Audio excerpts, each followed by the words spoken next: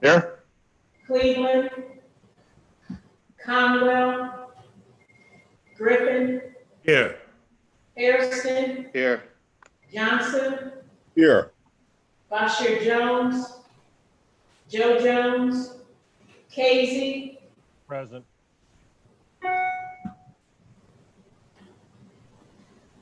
McCormick, Present.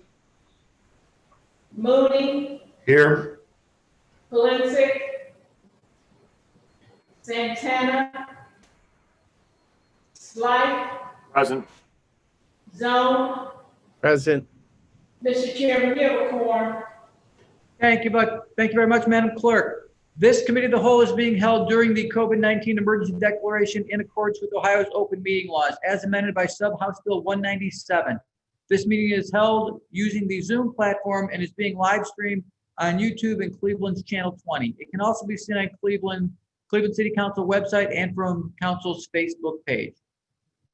In accordance with Ohio's open meetings regulations as amended by Sub-House Bill 197, notice of this committee hearing was publicly posted. So, got to do that. As far as housekeeping, we're gonna do our normal kind of order. We're gonna go the lightest to the heaviest with and try to accommodate guests and directors who have requested to go early. Director Kimball asked to go first. He has engagements later in the morning, and then we have David Gilbert here with the Cleveland Sports Commission. So we're going to hear 782 first and then 735. We'll then go Human Resources, Community Development, Public Works, Capital Projects, Finance, Economic Development, and then our council pieces. So I'm going to begin with health. Is Director Kimball with us? All right, I'm going to put this one aside. And I'm going to take economic development piece out of order. And I'm going to begin with ordinance number 835, 2020. Council members Mike Kelly and Kelly by departmental request, an emergency ordinance authorizing Director of Economic Development to enter into a grant agreement with the Greater Cleveland Sports Commission or its designee to provide financial assistance to organize and administer programs for marketing the city of Cleveland as a venue for sporting events and to actively market the public auditorium as a premier site for hosting major events. I'd like to begin by hearing from Director Ebersol and then hearing from David Gilbert. So, Director. Sure, thank you.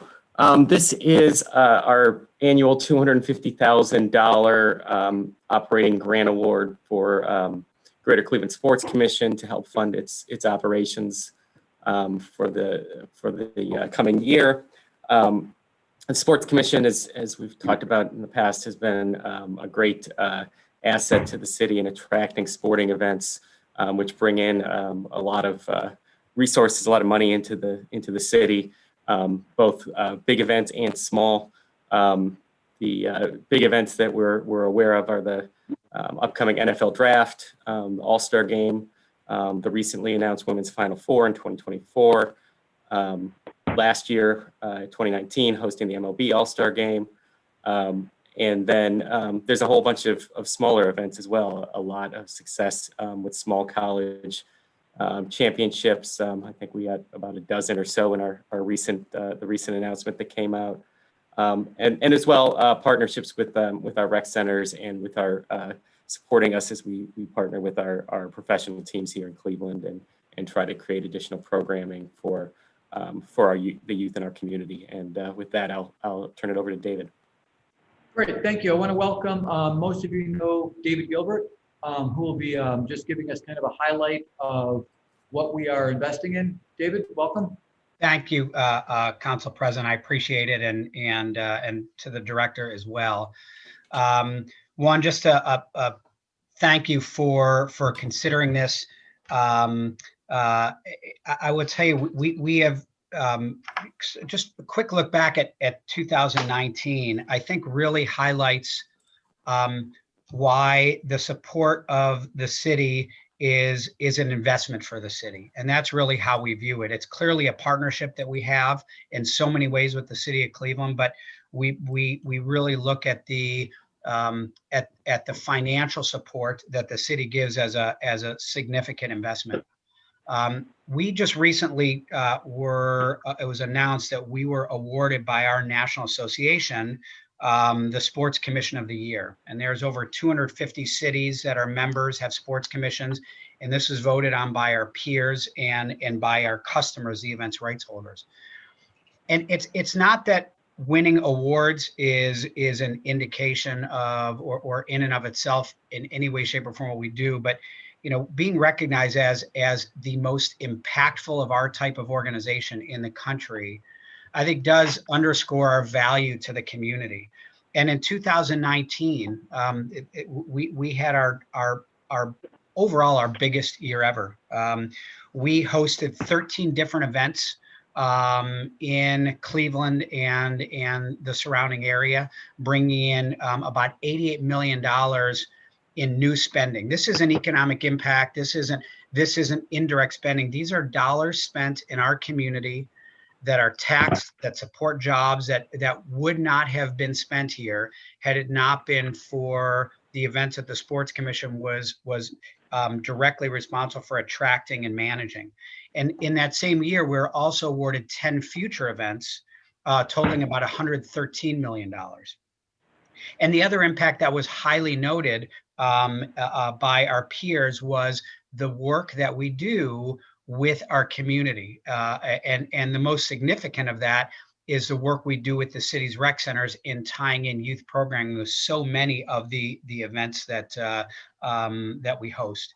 2020 certainly has been, like everybody, a very challenging year in so many different ways, but we've actually done well despite COVID. We had 8 national events that were scheduled for Cleveland. Actually, we were hosting 10 this year.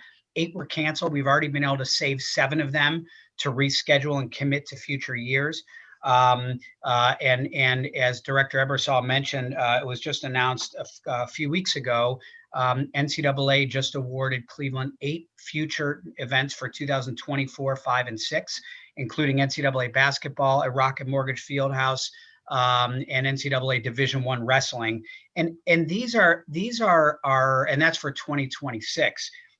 It's important to note these events, they don't just happen. In every instance, we are competing against cities from around the country and around the world who also want to host these events. And we really sell them on 2 things, the events, the people who own these events. We sell them, 1, certainly on Cleveland, and 2, we are the face of Cleveland in the world of the sports event industry.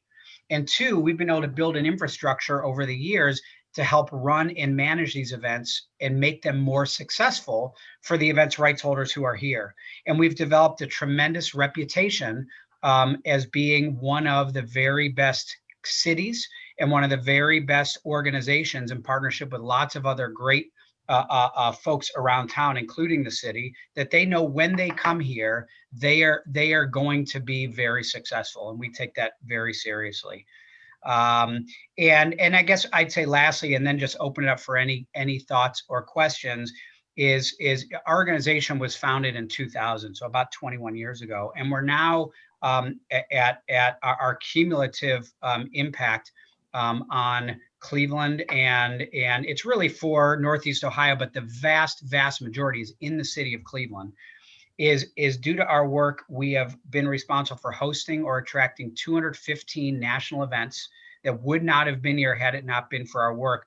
And the total direct spending of those events now is approaching $850 million. So we're for a small organization, a small budget organization, we're very, very proud of the impact that we have on Cleveland. Great, thank you, David. And in addition to the economic benefit, as you stated, this is the kind of the intangibles of about hosting the Major League All-Star Week, the NBA All-Star Week, and just in the I guess it's probably been a good decade or so, but the fact that the NFL draft has become this whole event in and of itself is really tremendous. So appreciate the work of the Sports Commission, which is for Cleveland. And I want to, at this point, this was routed to Committee on Development, Planning, Sustainability. I'd like to ask Councilman Brancatelli. Yes, thank you, Mr. President. just want to commend David Gilbert. I had a chance to sit on a session last week with Leadership or Downtown Alliance, and the excitement about all the events that are coming in. You know, like the wrestling, which he noted, it's a huge event. I mean, it's just amazing how many rooms it sells, how many people travel from all over to get here for an event like that, all the way to some of the mundane, but also popular things like cornhole tournaments, et cetera. It's just amazing that what a great job they've done in terms of recruiting these kind of events and really shining up a positive light on the city. So I fully support this legislation. Thank you, Mr. Chairman. Thank you very much, Councilman. Councilman Brian Casey. Thank you, Mr. President. Mr. President, they've been around for 21 years. How long have we been? If you could speak up a little bit, Councilman. They've been around for 21 years. For how many years have we been issuing this $250,000 grant? Do we know?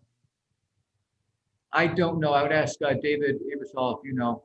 Yeah, to the councilman's question, we've been issuing, I've been at the city 12 years. We've issued a grant to them every year for 12 years.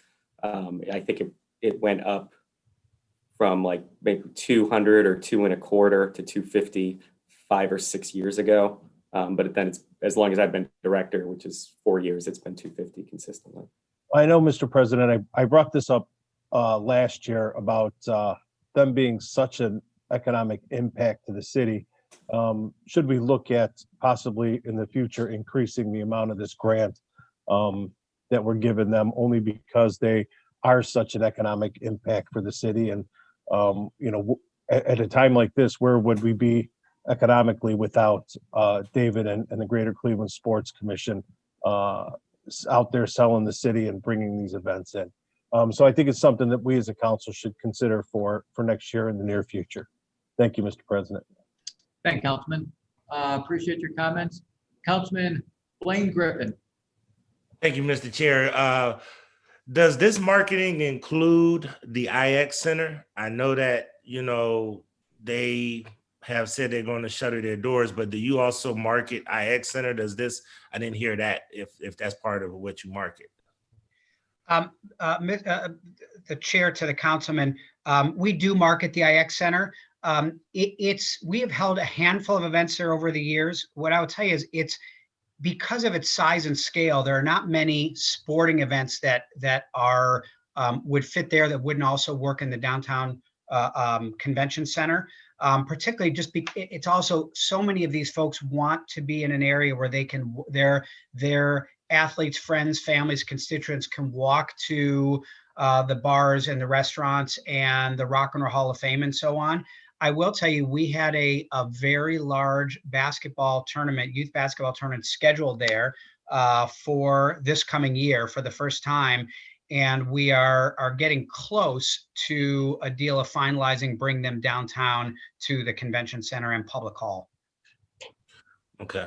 All right. Because I know that a lot of people are moving towards bubble events, you know, like the NBA and other folks. So how are you marketing towards some of those big, you know, events where they basically bring in entire leagues and basically segregate them in bubbles? I mean, you know, that's one of the only places I know that might be big enough that it can actually accommodate something like yeah.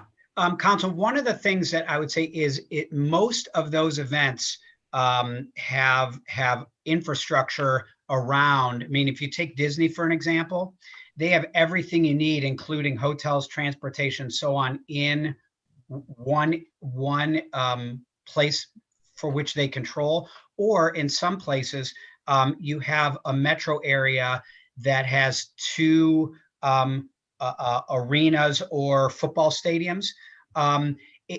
We certainly track this literally on a daily basis within our industry, every potential opportunity. But the bubbles related to either NCAA or the professional sports leagues, you know, we certainly track and jump on every potential opportunity, but most of those we would not seem to have the overall infrastructure for. Okay. All right. Those are my questions, Mr. Chair. Thank you. Thank you, Councilman. Councilman Mike Polensek. Thank you, Mr. Chairman. Can you hear me? Yes. I would like to also add my own comments. I've had the opportunity being a member of the council from day one when this organization, when the funding process started. And I want to say that when we look historically over all the groups and organizations that council has provided, either operational funds, seed money, however you want to classify it, I think this group, and I've said this to David, personally, I think we get the biggest bang out of this group than any other groups that I can recall that we have funded. When you look at their overall investment in the city, when you look at the events that they have brought to the city, I mean, if someone can show me another group that we have supported that has been so successful, I'm not aware of one. So again, I want to say thank you for what you do. I wish we got the same bang out of a lot of other folks that we have funded over the years, which we haven't. But you've demonstrated time and time again your passion for the city, and it bears fruit. It has borne fruit for all these years. So I think for the dollars that we're allocating here, it's money well worth it. Thank you, Mr. Chairman. Thank you, Councilman. Councilman Brancatelli, did you have a follow-up or is your hand still up from before? Since you're muted, I'll take that as a. Sorry about that. Councilman, did you have additional comments? Okay, thank you. Councilman Matt Zone. Thank you, Mr. Chairman. Good morning, Mr. Gilbert. Morning.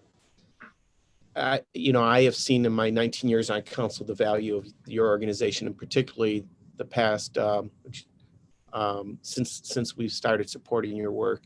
One of the things that kind of gets lost, we tend to focus just on the physical people who come to Cleveland.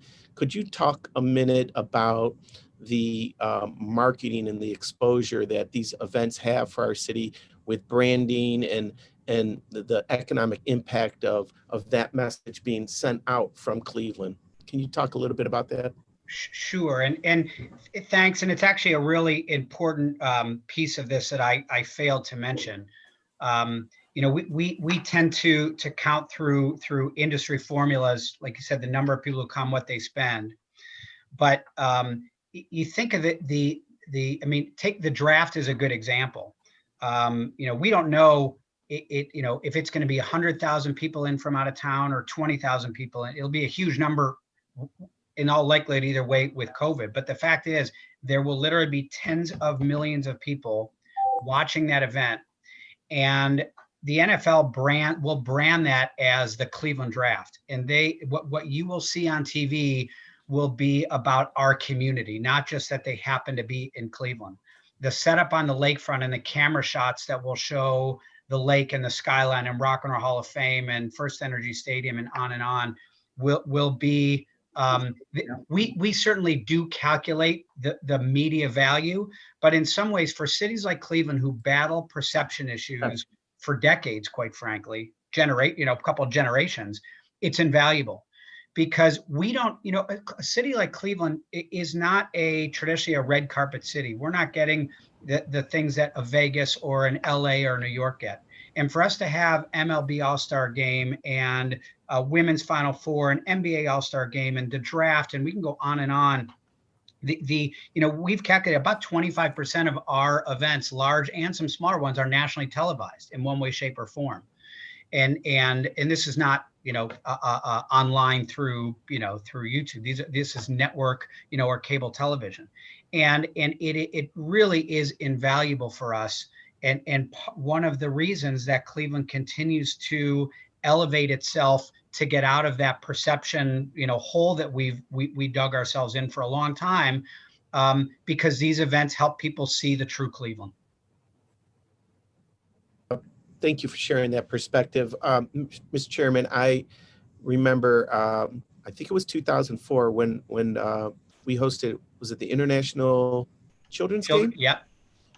For the first time, I realized the impact of an organization like the Greater Cleveland Sports Commission had on our community. And so I just want to thank you for your work. This is my second last meeting, Mr. Gilbert. And so I just wanted to take a point of personal privilege to personally thank you for your professionalism, for your high competent staff, and your interaction with our council. I appreciate you and keep up the good work. Well, Councilman, thank you, and you'll do great in your next endeavor, I'm sure. Okay, well, thank you. I do not see any other hands or any other questions, comments on 835. So if there is nothing further, ordinance number 835-20 stands approved. Thank you, Mr. Gilbert. Thank you, everybody. Thank you, Council President, very much, and all of you. Appreciate it very much. Thank you. Is Director Kimball on for 782? Director Kimball is not on, but I'm here to speak in his place. Okay. Okay, so I'm going to go to ordinance number 782-20, council members Griffin and Kelly by departmental request. An emergency ordinance to amend sections 241.05 and 241.35 of the codified ordinances of Cleveland, Ohio, 1976, as amended by ordinance number 1323, 2019, passed November 18, 2019, related to food shop license fees and categories. So thank you, council members. Each year, the Cleveland Department of Public Health is required by law to conduct a cost analysis of its fees. And there's a cost methodology that has been outlined by the Ohio Department of Agriculture and the Ohio Department of Health. And they must adhere to those guidelines. And based upon that, these are the fees that are outlined in the document before you.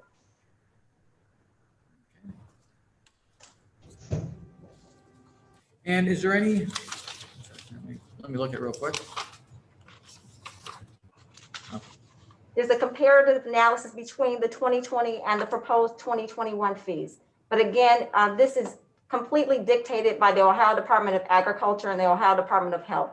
And they must adhere to that methodology. Great. And it doesn't seem like it does not seem like the changes are very significant.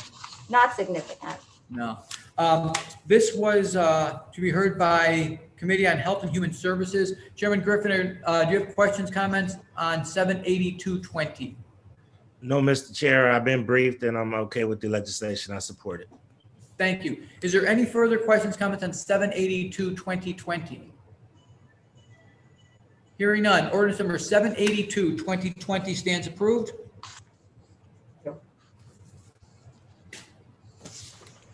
Okay. Is Director West with us, or Gina, are you going to be speaking on 785? Yes. Okay. Ordinance number 785-20, Councilmember Kelly by departmental request, an emergency ordinance authorizing Director of Human Resources to apply for and accept grants from various agencies from the Wellness Works Financial Wellness Program. Gina? Good morning, President and members of council. Back in July, the Department of Human Resources responded to a proposal. It was from the state and local government financial wellness partners. And this is a collaboration of the Center for State and Local Government Excellence, the International Public Management Association for Human Resources, and the National Association of State Treasurers Foundation. And this is all with the support of the Wells Fargo Foundation. The grant is in the amount of $100,000. And it will be used to develop a financial well-being program for our 8,200 employees. The partner's goal is to improve the financial wellness of state and local public sector governments. There were about 100 applicants from all over the country, and the reviewers selected 24 governmental agencies, and we were one of the 24. The financial wellness is already one of our 5 dimensions of wellness, and we are currently offering these financial programs. However, with this grant funding, we'll be able to create a comprehensive financial well-being program that can be tailored to our employees and their families' needs, and we'll be able to assist them in all stages of their financial life. The grant comes at a time when many people are being awakened to their need for financial literacy and wellness. With this grant, we can help provide our employees with the information, tools, and motivation to make tough decisions and to change their behaviors that are required to live financially healthy. So today in our Wellness Wednesday e-blast is a survey, and we're asking all employees to complete it. to help us to understand where they are in their financial life cycle so that we can personalize the program to serve all employees, no matter what financial stage they are in. We're very excited about this grant, and we are asking approval from this body to accept it. Great, Gina, thank you very much. This certainly seems like an important service to offer our employees, and it seems like it is really coming at the time when people need it the most. Is there a local match with this $100,000 or that we are responsible for? Or is this just a straight up grant? It's a straight up grant. So $100,000 for the services that you described? Yes. Great. Well, it sounds like a very important service we can offer our employees. Questions, comments on 78520? Seeing no hands, ordinance number 78520 stands approved. Thank you, Gina. Thank you.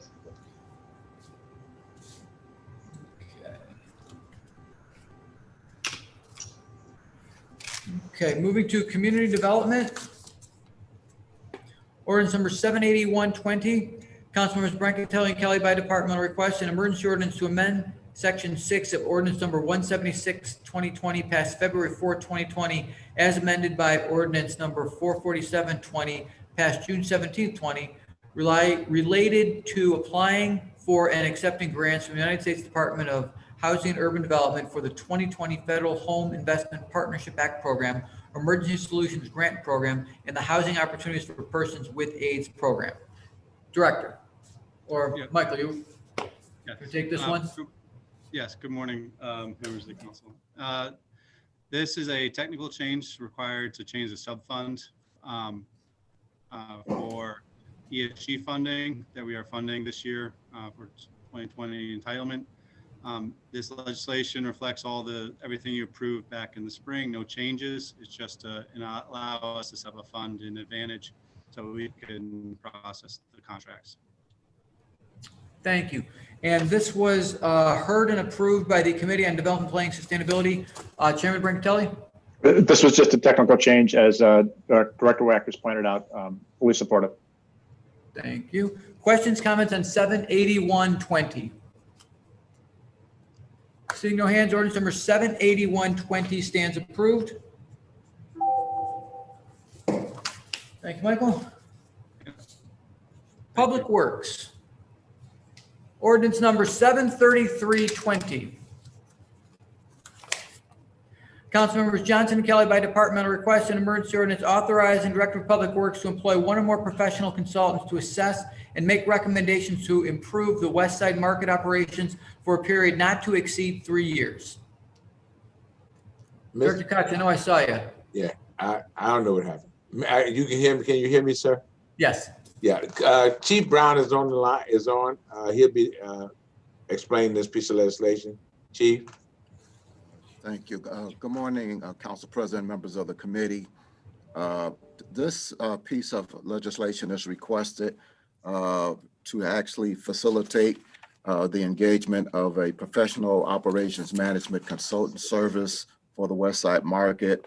We've been working on this basically since March of this year. The scope of services, as an example, would include the ability to create a process to evaluate vendor performance and vendor selection, establish a tool to manage and evaluate customer satisfaction, feedback, recommendations on how to further diversify the vendor recruitment process, recommendations on the mix of products and services, recommendations on creative revenue streams, an overview or review of the West Side Market's capital plans specific to the focus of the West Side Market and integration of that plan with the strategy, and to assess the day-to-day maintenance processes to make them more efficient. And so this process actually is, I'll say, has kind of been reversed to the extent we're actually coming for the authority to approve the contract at this point in time. We actually did the due diligence for the RFP. The RFPs were received in March of this year. We actually did the shortlisting and evaluation in May of this year, and actually did the evaluation analysis, and I'm prepared now to make a recommendation for the appropriate consultant. This does tie directly into the capital improvements plan, which council knows we started in earnest in 2019 of last year. Council actually appropriated $2 million in funds. In 2019, there was another 1.5 million in the 2020 GEO bond funds, and in 2021, there'll be another 2.2 to actually do all of the critical improvements that are required based on our 2019 assessment of the West Side market. So this would allow us to enter into a contract with the consultant to actually integrate that work with the capital plan that is right now on schedule, on time, in terms of getting the first 5.6 in construction done through the first 3 years of the program. Thank you. I know that this has been, this ordinance has been through hearings and several other conversations surrounding it. And I just want to really, I know I'm preaching the choir on this call, just really making sure everybody acknowledges and really understands just how important, the West Side market is to, to the whole development around West 25th Street, the entire city. But with that, I'm going to call on I would like to hear from the chairman of Municipal Services Property, and then the local council person. We'll open up for questions. So this has been heard and recommended for approval by Committee on Municipal Services and Property. So Chairman Brancatelli on ordinance number 733. Councilman Johnson's the Municipal Services Chairman. Really, yeah, I'm wishing that I hadn't said that just because we had to call on that. Councilman Johnson. No, Mr. Chairman, we've been waiting for this for quite a while. Okay. This is probably the West Side market is probably one of the city's best assets. And this, we've already put 3.5 million in it. We're going to put additional money into it. And it is truly going to be a jewel of the city for many, many years to come. Great. Thank you. And I did talk to Councilman Brancatelli on a separate matter about this piece. So I didn't make that up completely. But I really want we did get briefed on this. It was routed through my committee, and fully supportive with input from Councilman McCormick, who has additional comments. Thank you. Thank you. Yeah, now I'd like to turn to Councilman McCormick, who is a local council person and advocate for the West Side market in all ways. Councilman? Thank you, Mr. Chairman. Appreciate that. Chair, I want to thank the chief for the conversation this week. I think that was this week. This week's been a little bit of a wild one. Getting us up to date on where the mayor's administration is in this process, as well as the capital piece to it. Obviously this goes without being said that this is a critically important issue and, cultural asset in Ward 3. Our residents are very passionate about the well-being and the health of the West Side market. And then of course, much beyond Ward 3, not only in the city of Cleveland, but regionally and nationally. So as you noted, Mr. Chair, this is an extremely important issue in our community. And per the conversation we had this week, Mr. Chair, I just wanted to ask some clarifying questions so that the community has, the best information. So Chair, to the chief, the proposal had a 3-year window on it. Can you clarify, meaning for the consultant's work, can you clarify that window? And also what your expectations are for the timeline on this work specific to this consultant? Thank you, Mr. Chairman, to Councilman McCormick. Yes, the 3-year that I think appeared in the title of this ordinance, actually, I believe was carried over from another part, a companion piece that was for the West Side Market parking lot. For an operator that we recently entered into a 3-year contract for the purposes of implementing that process, that program. This program has a lot shorter shelf life as soon as the engagement begins. In earnest, I would expect over a 6 to 8 month period of time that we would have really developed a lot of inputs and informations that would help us kind of do what we need to do in terms of recommending some strategies for prioritized recommendations on things that we should do with the given scope of services that we requested. We certainly are looking for an industry leader who is sensitive to the grocer retail process, understands the culture of foods and et cetera for the Cleveland area, and has done this before in a successful way. And so we are very anxious to get this done. As I said, it does intersect very directly with the capital planning process that is also moving along as we speak.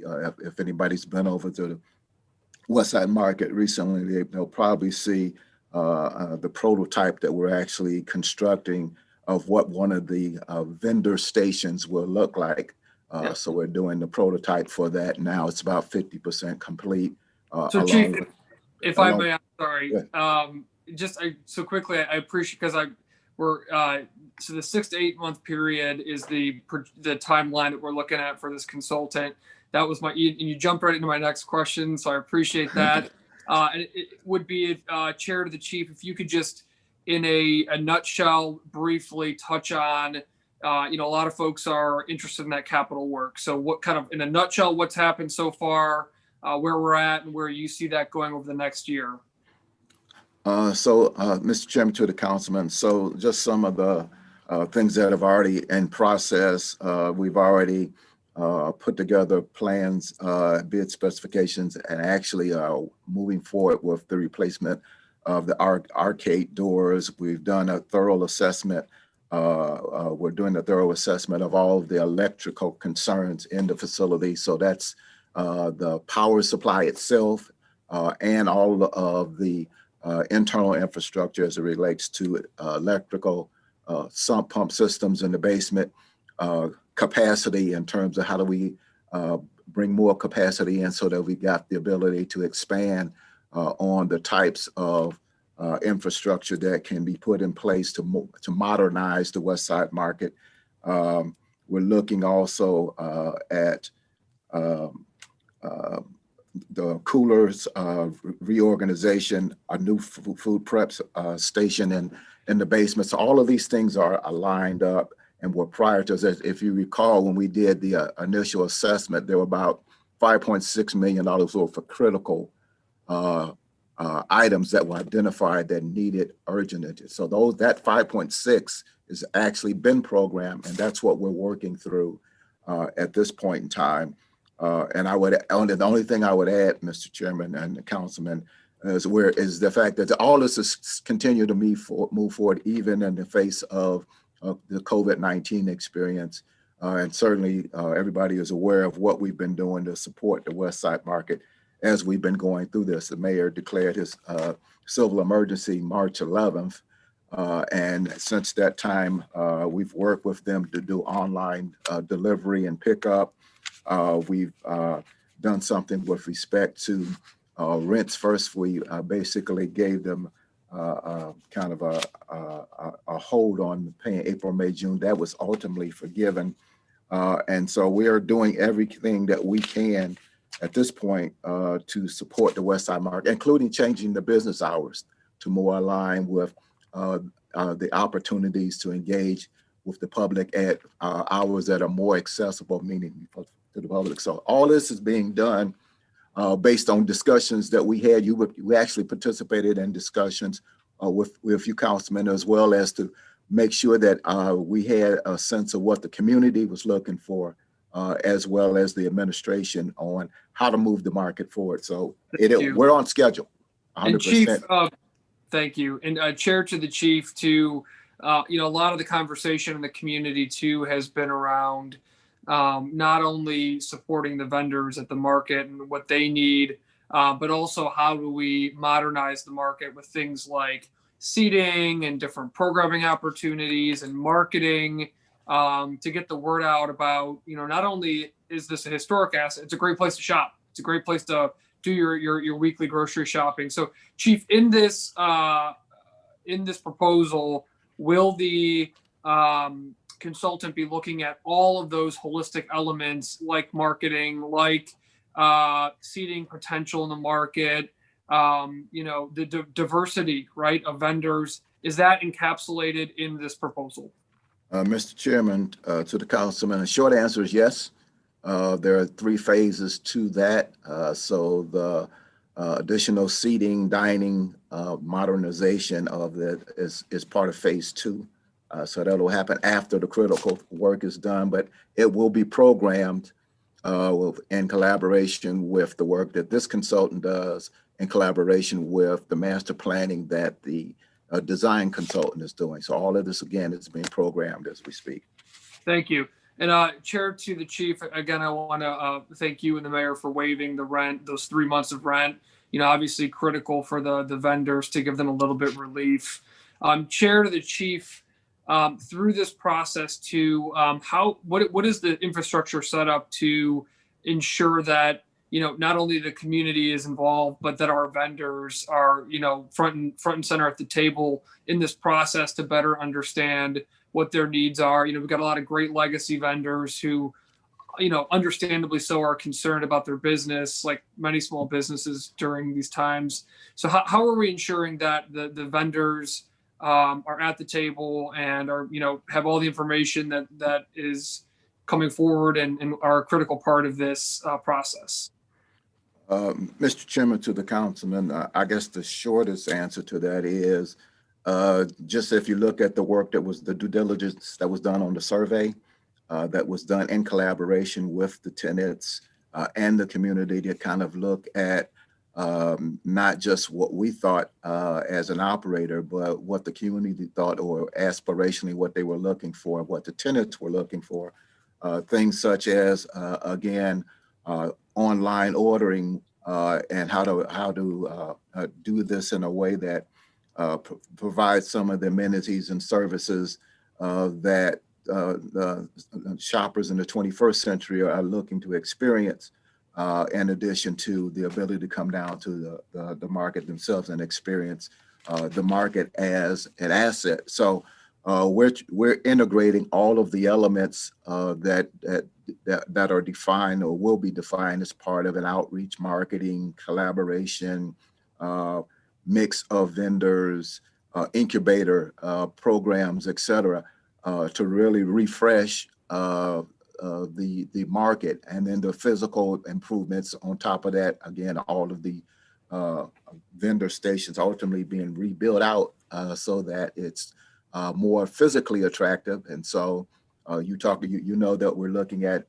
mezzanine, we're looking at a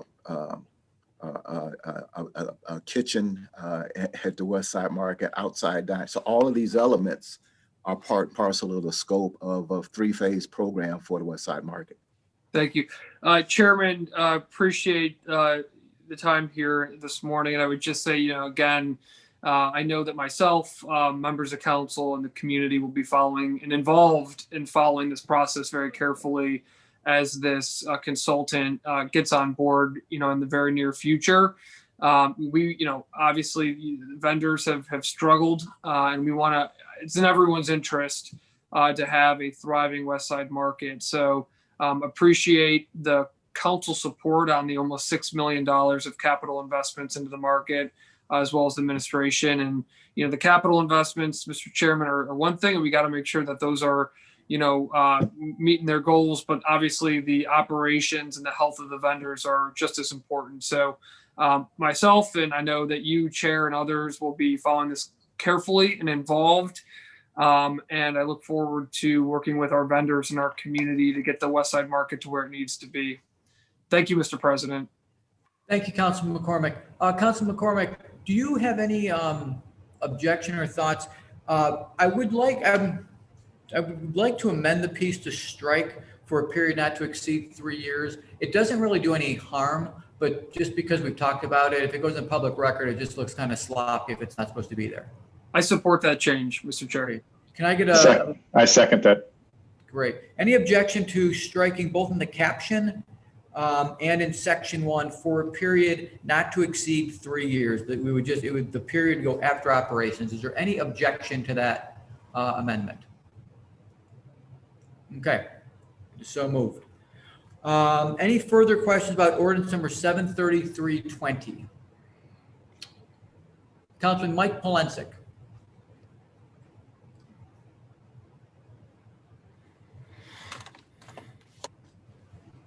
Can you hear me, Mr. Chairman? Yes, sir. Thank you, Mr. Chairman. Mr. Chairman, I've been going to the West Side Market since I was a kid. I can find memories of my grandfather holding my hand as I went through the West Side Market, the hustle and bustle of the complex, and how fascinated I was. It was one of our trips. He would hit the East Side Market, and then he would hit the old East Side Market, and he hit the West Side Market. So it was a very interesting experience for me as a kid. And I've been going there virtually every week as I was there on Friday. And I engage with the merchants, I talk to them, I listen to them. And just so Mike, I would encourage all my colleagues to go there as well. I know Councilman McCormick is a frequent visitor there. But half of the stalls, over half the stalls outside are vacant. Inside, businesses that I've gone to for as long as I've been in city council, Pinzone's gone, Kaufman's Poultry gone, the Cheese Lady gone. Pinzone was there 50 years. Tony told me couldn't take it anymore. Kaufman Poultry lives in my ward, the owner, since I believe they were there since 38, gone. And what it all comes down to, and I think Kerry touched on this, is that they feel that they have been denied the real input into the market. Their concerns are the physical structure. If they got a plumbing problem, if they got an electrical problem, I mean, I don't understand this. Why outstanding issues in a building, especially when there's an issue of public safety or building codes, why those are not addressed immediately. So I want to say that to Darnell and to Mike. And I appreciate as well the 3 months, the waiver of the 3 months rent, because I've heard that from the merchants that was very critical. They were struggling big time and have been struggling big time. But we've put a lot of money in the market over the years. I was there when the contract was let under the White administration, I believe it was, for the doors and the windows. Junk. I mean, they're junk. We have to be careful, Mr. Chairman, and to the administration, when the scarce dollars that we have for capital improvements, we've got to make sure that we're getting the biggest bang for the buck, that we're not buying junk, and that we're not having inferior products installed in the buildings. We've got to make sure we have competent staff out there. That's been a big concern. I don't have to tell you. I have to tell administration that's a big concern of the merchants about having competent staff out there at the market. When I think of the market, Mr. Chairman, my honorable colleague, I think of Cleveland. Again, going there as a kid, every race, every religion, just the languages. You're in United Nations. The different cultures, the folks, people who are on public assistance, rubbing elbows with people who make 6 figures and above. There are no, in my opinion, there's no other place in the city like that is so unique and represents. When I think of Cleveland, I think of the West Side Market. So I'm going to support this legislation, but I'm going to support it reluctantly, because I have witnessed in my time what has happened there. I mean, this is over 100 years old, and people tell me at the market, only the city could screw up something that's 100 years old, okay? I've heard that repeatedly from the merchants there. They are, as I heard from Whitaker on Friday, they have real concerns about where the market's going. And so they need to be involved in the process, the merchants. They need to have input. I want to say this again to Darnell and to Mike. The market was not intended to be Walmart. It's a market for fresh produce, meats, and bakery. It wasn't meant to be Walmart. It's not about selling pots and pans and drapes or whatever the heck somebody you're talking about, turning the market and going in a different direction. It's there to service the needs of people. And I want to say this, and it has served the needs of poor people for over 100 years. We cannot lose sight of that fact. So I'm here to support this legislation, but doggone it, we got to get this right, man. We got to get this right. In 2020, we have got to get the West Side market right. Every one of those stands should be filled. Every one of those vendors outside, those stands should be filled. That place should be hustling and bustling as it once was. I mean, I would go in there, especially during the holidays, and it was like magical. That has disappeared. There's depression out there. There's anger out there. Some of them don't know how much longer they're going to hang on, quite frankly. And that's unfortunate. We've got to change that mindset. We've got to change that direction. So I want to be supportive, but doggone it, you know, the eyes of Texas are on you guys, are on the administration over this. This is, we've come a long way here, Mr. Chairman, and there's been some major missteps made out there at the market. And I know that Mike wants to get it right, and Darnell wants to get it right, and I'm assuming the mayor wants to get it right. But we all got to be on the same page. But those merchants have got to be listened to. Got it. Thank you. Thank you. Councilman Kevin Conwell. Thank you, Mr. President. I support this legislation. However, I want to, matter of fact, I am going to reach out to Chief Brown and talk with him about the East Side market. You know, when they redistrict me into, or they integrated Ward 8 and 9 together, I could never understand, even when I was not the council member, over the East Side market, why did they let it die? And you give all the support to the West Side market, but the implementation of the East Side market was by the city. And then the city let the East Side market sit there and die for at least 15 years until I became the council member. I want to sit down with Chief Brown so that we can look over and look at a progress review on what's going on with the East Side market right now. Okay, because we still own the building and people in that area needs to have a grocery store. I don't want to let it die and then we start talking about it. You have to do prevention. Prevention is definitely the key.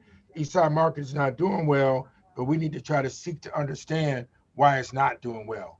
So you pump all this money into the West Side market, but you leave the East Side market abandoned, and that's not good. So where's the equity in that? Where's the equity? And the other piece I want to look at, we just, Mr. President, we just implemented the Glen Village project. So we look to give rent to the West Side market, but the people in Glen Village are suffering also. And they're suffering because it takes the administration forever to put signs up. Go out there and see it, Mr. President, no signage. How you gonna open a project in January and you don't have signage in the project?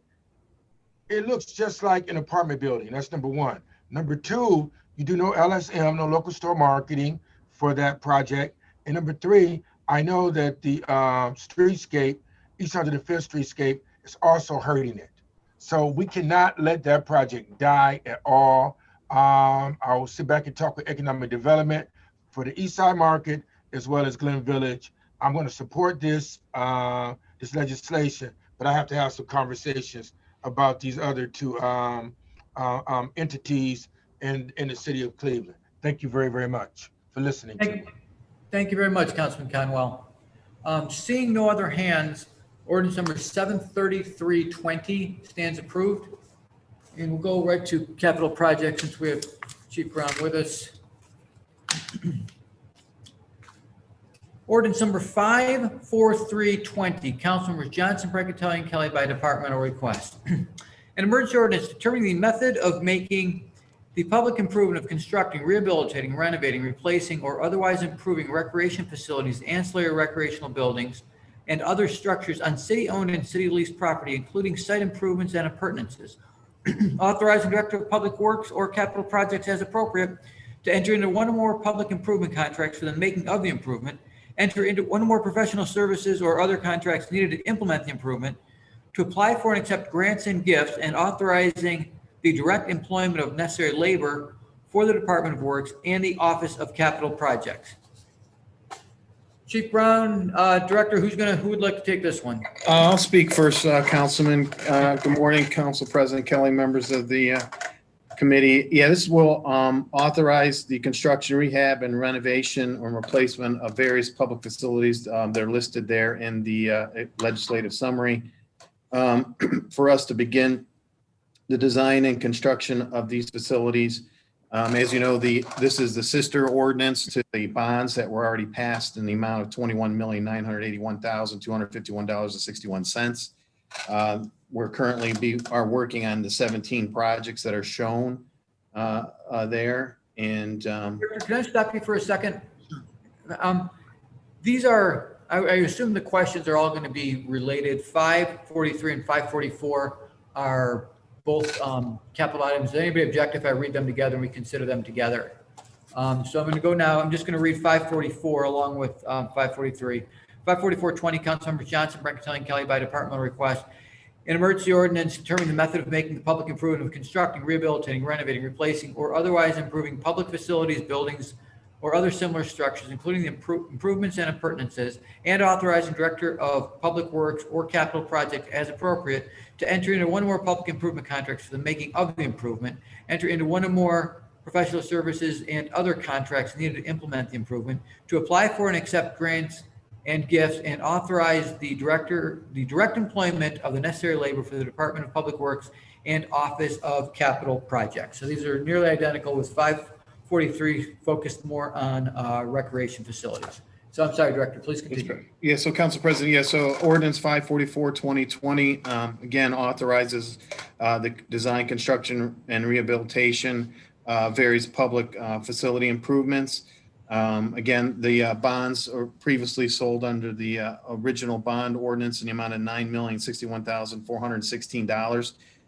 For these public improvements, there's 14 projects listed there for this year's bond allocation and for us to begin the design and construction of these facilities.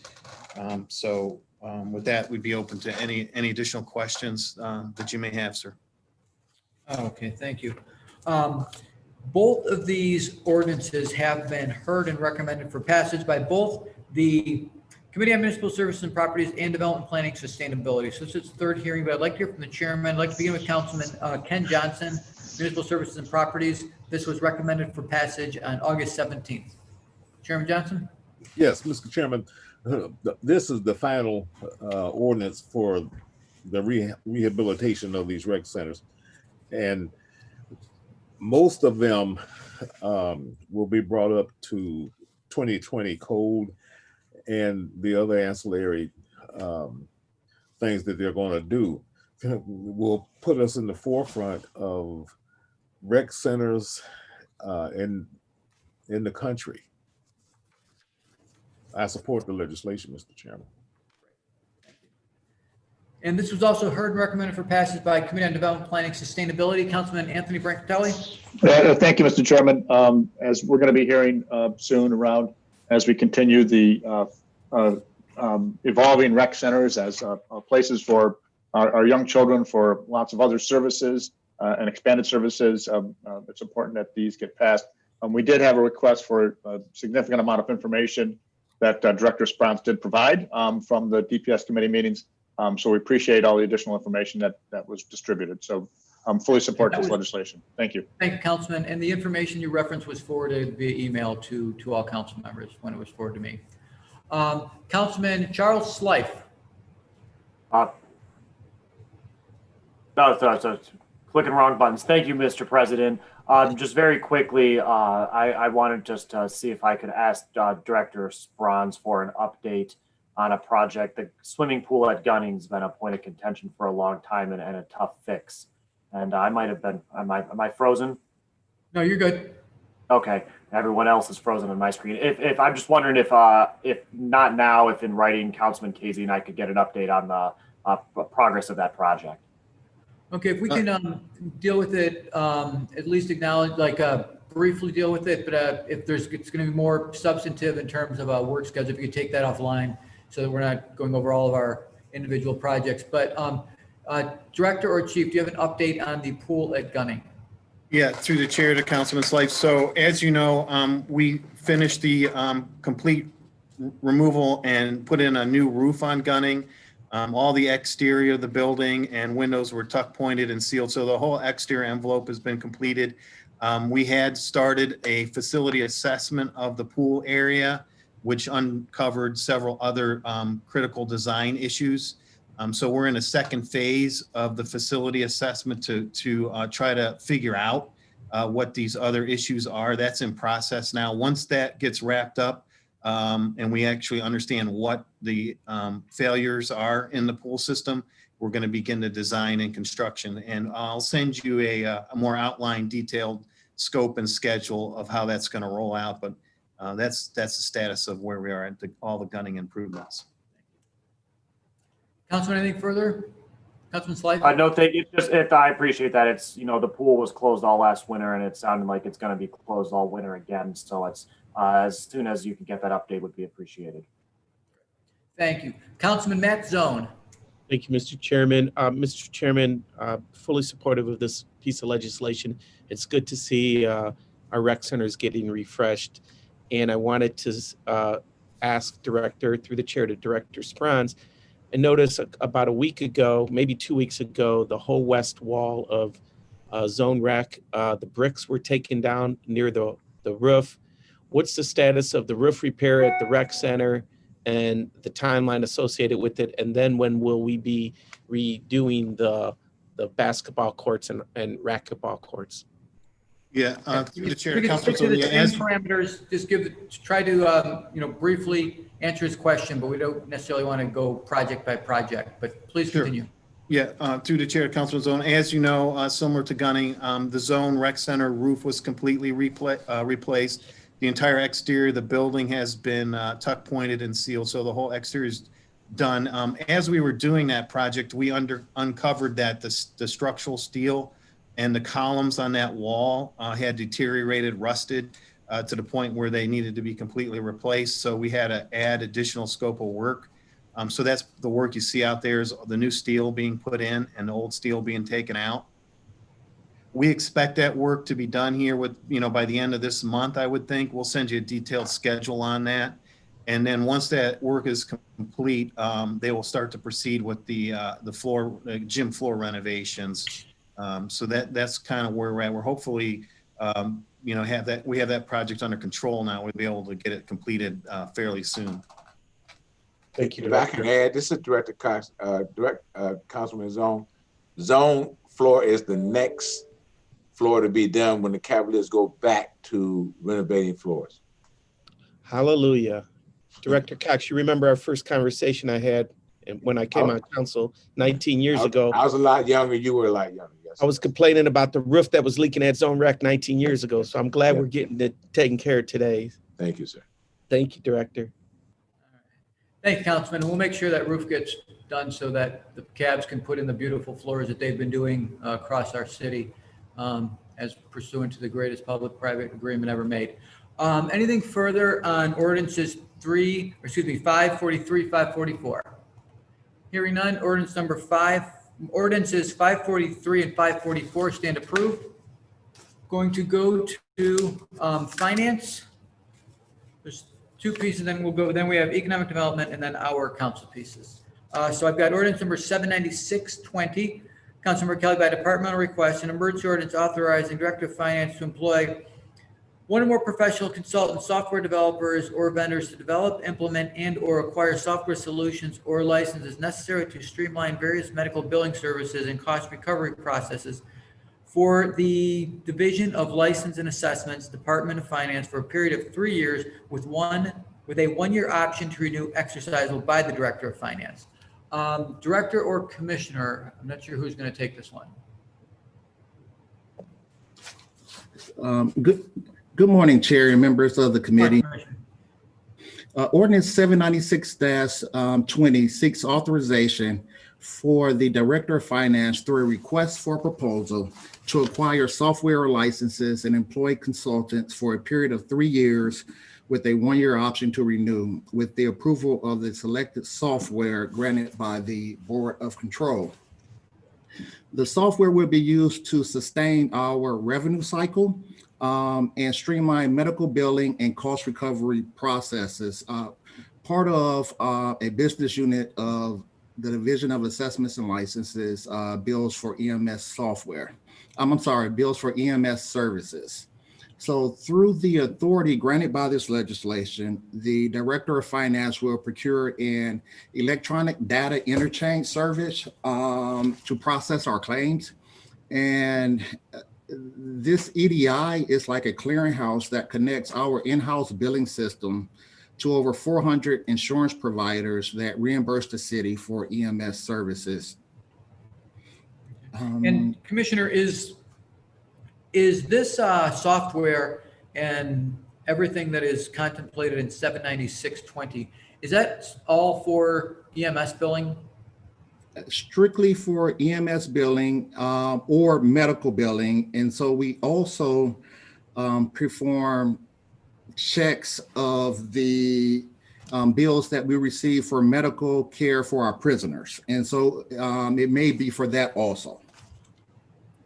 Okay, and then so we bill, who do we, so if we have somebody who's in our custody and provide medical service, who do we bill for that? Who is isn't that just our cost? Yes. However, what we do is we take a look at the bills that come from the hospital and, make sure that we're getting the lowest cost possible, make sure that we're getting, the Medicaid price, make sure that the person was actually in the Division of Police custody who they're billing us for, because we've received quite a few where our police wasn't responsible and there was another police department that was responsible for the bill. Okay, thank you. And do we currently have a software package that does something like this? Yes, we currently do have one that we currently employ, and this legislation is to go out for an RFP for another one. Okay, great. Thank you. Questions, comments on 796-20? Seeing no hands, ordinance number 796-20 stands approved. Thank you. Thank you, Commissioner. Ordinance 881-20. Councilmember Kelly by departmental request. An emergency ordinance to amend the title and section 1 of ordinance number 387, 2019, passed April 15th, 2019, relating to professional services to develop and provide programs and activities for youth and their families, and authorize amendments to agreements currently entered into under that ordinance. Thank you, Council Chair and council members. Because of COVID, we've had to reduce the number of programs that we offer in the recreation centers. With maximum occupancy restrictions, social distancing, et cetera, we can't expand programs in the manner that we would usually do so. So what I would like to do is to continue to work with the providers that we are working with now and add an additional contractual term in their contracts so that we can continue working with those providers to provide services. Once we get through next year and we get to around the fall of next year, we'll do an assessment and see if there's an opportunity, if things have kind of settled with COVID, and we can issue an RFP and expand programs like we would normally do. So we'll assess that matter and do that at that particular time. But what I'd like to do is to maintain what we have and continue the services that we're offering and add an additional year or additional contractual term in the contracts that we have with the current providers that we're working with. So what ordinance number 811 does is it's extending contracts that we currently have? Yes, it adds an additional option year. Okay, so additional option. And are we doing, so with COVID, our vendors, our providers, are they getting paid the same? What are we doing in 2020 with them? So, Council Chair, what we've done is we are offering a hybrid model. So with some of the programs we're offering virtually and some we offer in person. And we've had to make the appropriate modifications and adjustments to those contracts based upon what kind of services they're providing. In addition to that, because of COVID, we had to reduce the number of children that can be in a room at any given time. So that also resulted in the fact that we had to amend contracts to reflect the fact that they're not serving as many young people as they normally would. Okay, so was there any savings in 2020 for the vendors that we have or the professional services? Yes. So there's definitely some savings that we have because again, in the contracts, it's based upon the number of young people that they serve. It also includes how many rec centers, if they are able to service 4 or 5 recreation centers, and we include that in the contracts. However, because of COVID, we had to limit that number. So it may be that initially they were planning to serve 5 rec centers, but now they're only able to serve 2. And as a result of that, of course, we make the adjustment in the contracts and they're paid accordingly, but not at the same rate they were in the original contract. Okay, thank you. Councilman Tony Brancatelli. Yes, thank you, Mr. Chairman. There's no executive summary with this piece to say what dollar amounts and who the contracts are to. So, Councilman, what I can do is I can provide you a detailed breakdown specifically of each of the vendors we're working with, the original amount of the contract and what we actually save. So I can provide you that information. That's not a problem. So, Mr. Chairman, do we want to hold this piece until we get the information on this, on these dollar amounts and who this affects? What is the time sensitivity or timeline of this particular piece? So the first round of contracts will expire in March of 2021. So we have a little time, but again, I will just make certain that we are able to move forward with what we have and not have a disruption in service as we move forward. Okay, if we could just hang on to this one, and if you could give us that executive summary. I want to just, I mean, it seems on our conversation that it's as simple as taking our existing agreements and bumping it out a year. But I want to just get an executive summary to attach to the legislative file, just something to, because the legislation isn't, I don't see it as being specific to that, like that simple concept. So that would just make it easier for us. Not a problem. Perfect. So we'll hang on to 8/11/20. Councilman Jones, did you want to? We're going to hang on to this, but did you have comments, or do you want to wait till we bring it up again? It's your choice. Well, Mr. President, thank you. I did have a question about the program. Sure. So, President to the Director, to the Chief, how many therapists do we have stretched across the city? And do these therapists only service Cleveland, or are they servicing the entire county? So I just want to make sure I'm clear about your question, Councilman. You're asking about the social workers we have in the rec centers? Yes. Okay. So currently right now we have 4 social workers in the recreation centers, and each are assigned to a cluster of recreation centers. So they spend time in each rec center based upon what the needs are in that rec center, but they're in each of the rec centers they are assigned to every single week. Now, as a part of the work that we're doing around the transforming the rec centers into trauma-informed care neighborhood resource and rec centers, we created a new social services unit. In the structure of that new social services unit, we have a social service director position, 2 social support supervisors, and a total of 12 social support specialists that are made up of social workers as well as licensed counselors. Now, because of COVID, there was, of course, everything was on hold because of COVID, and we had a freeze and moving forward with hiring. But we're now in the stage of picking that back up. We're working to get those people staffed so they're all in the rec centers and providing those services. And this is totally connected to this work because part of it is this.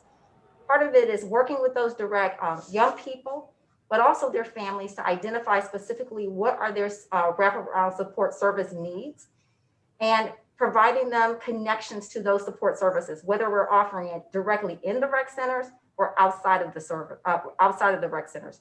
Those individuals are there to provide that direct service. In addition to that, as a part of the work we're doing as we move forward, they'll also provide direct counseling support services for individuals based upon their specific needs. Thank you so much. So the answer is that we only have 4 social workers for all the recreation centers, and just so that I'm clear, and they don't just focus on Cleveland. They do focus on. Are they outside of Cleveland? Do they work outside of Cleveland? No, this is specifically for the city of Cleveland, residents. Thank you. Thank you, Councilman. Councilman Conwell, on 8/11/20, which we're gonna hold, but I'd welcome any questions or comments you have today. I have a comment. Let me say this. The chief is doing a very, very good job. I think that, matter of fact, I want to see about dealing with the social workers, maybe a flyer so I could do outreach in my neighborhood so that children, when they go to Glenville or Corey Rec Center, they know they can get help. So I need that. And when I say you're doing a good job, matter of fact, I was at Glenville Recreation Center Monday as well as Thursday giving music clinics. So the music program is doing very, very good. I encourage you, the council members, to reach out to you to sign up with that. Your music programs, the percussion program at Glenville Recreation Center, there's 10 children in the classroom. And the children are very happy. When I give the music clinic, they sit around me, they look, and their eyes are just so glow, and their parents are there. And you get a chance to talk with the children about life as well as music. So your musical instructors, they can push life skills as well, or any of your instructors can push life skills. Your music piece is definitely a hit. Your guitar class, there's at least 10 children in there, and they're studying. Let me tell you this, Chief. Some of the parents have told me that the children, when they leave us, Glenville Rec and Corey, that they, when they go home, they do their homework first, Mr. President, and then the parents tell them, now you can study your music. It's teaching character of self-discipline. Self-discipline, man, and the children are so happy. I'm going to bring them some modern drummer books tonight so they can read and study more and more about music. So you're doing well. We just need to have outreach. I encourage my colleagues, stop by Glenville Recreation Center, stop by Corey Recreation Center. And I think, Mr. President, where's the violins being taught at Cordell or Zone? Wait, I'm sorry, say it again, Kevin. Violins are being taught where?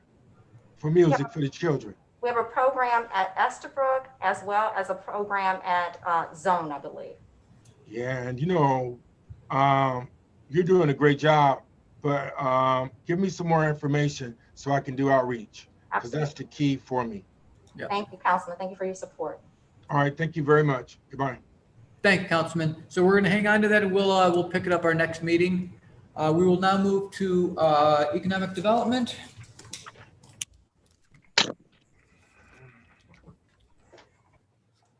Okay, we have 3 remaining ordinances for Department of Economic Development. I'm going to begin with ordinance number 75120. Councilmembers Bashir Jones, Brancatelli, and Kelly by departmental request. An emergency ordinance authorizing the mayor and the Commissioner of Purchase and Supplies to acquire and reconvey properties presently owned by CC Superior Holding LLC or its designee located at East 21st Street and Superior Avenue for the purpose of entering into chain of title prior to the adoption of tax increment finance legislation authorized under section 5709.41 of the revised code. Director? Yep. Thank you, Mr. Chairman. This is part of the cross-country mortgage project that we passed a couple ordinances a couple meetings ago for.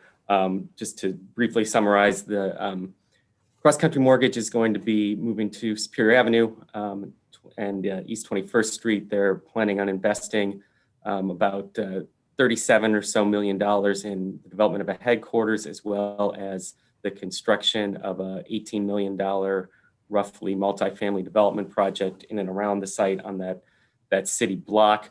The project will result in the movement of 400 jobs into the city once they get relocated, with the ability to the projection really that money is, or that jobs is going to almost double over about 5 years, about 750 jobs, $40 million in payroll to start. That also will track up towards about $55 million.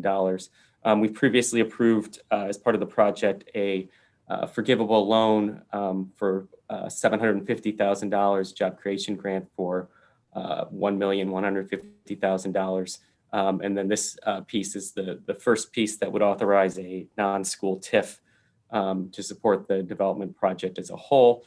We're a couple weeks behind because we had to work out a few things on the legal descriptions, but we're on track and moving forward with completing the incentive portion of this project. It's a really exciting project to bring a headquarters into downtown, a tremendous amount of jobs, and really can help to revitalize, not revitalize, but really continue the development of that area there around Superior and 20th Street and the inner belt over in that area. So there's a lot of good work being done there, and this is going to be a big step forward. Thank you. And ordinance number 751 has been heard and recommended for passage by Committee on Development, Planning, Sustainability. Chairman Brancatelli, comments on 75120? As the director stated, this is an incredible project and a wonderful win for the city to get this headquarters moved downtown and passed through the DPS committee, fully supported. Great, thank you. And this project will be in Ward 7. And I know Councilman Bashir Jones has worked on this project as well. I'd like to hear from Councilman Bashir Jones on 75120, please. Thank you so much, Mr. President. Thank you to the chairman, Brancatelli, who learned a lot from him. And this guy is a genius when it comes to this type of stuff. Director Ebersol has been phenomenal, just bringing me projects back to back to back to back. We really believe that this is going to be really phenomenal for not just Ward 7, but for the city of Cleveland. And talking with them, they're going to be some great neighbors. They're going to be some great neighbors, man. So we have some program ideas in store to really increase home ownership in our neighborhood, because one of the issues, Mr. President, is not just bringing new homeowners to our neighborhoods, but also how do we assist the homeowners that have been there, for years and have committed to investing in our neighborhoods. How do we take care of them? So we have some special things in store. I look forward to it. So once again, Mr. President, thank you. Thank you for your leadership. Chairman Brancatelli, thank you. Director Ebersol, thank you. This is going to be great for Cleveland. Thank you very much, Councilman. Any further questions, comments on 75120? Seeing no hands, ordinance number 75120 stands approved.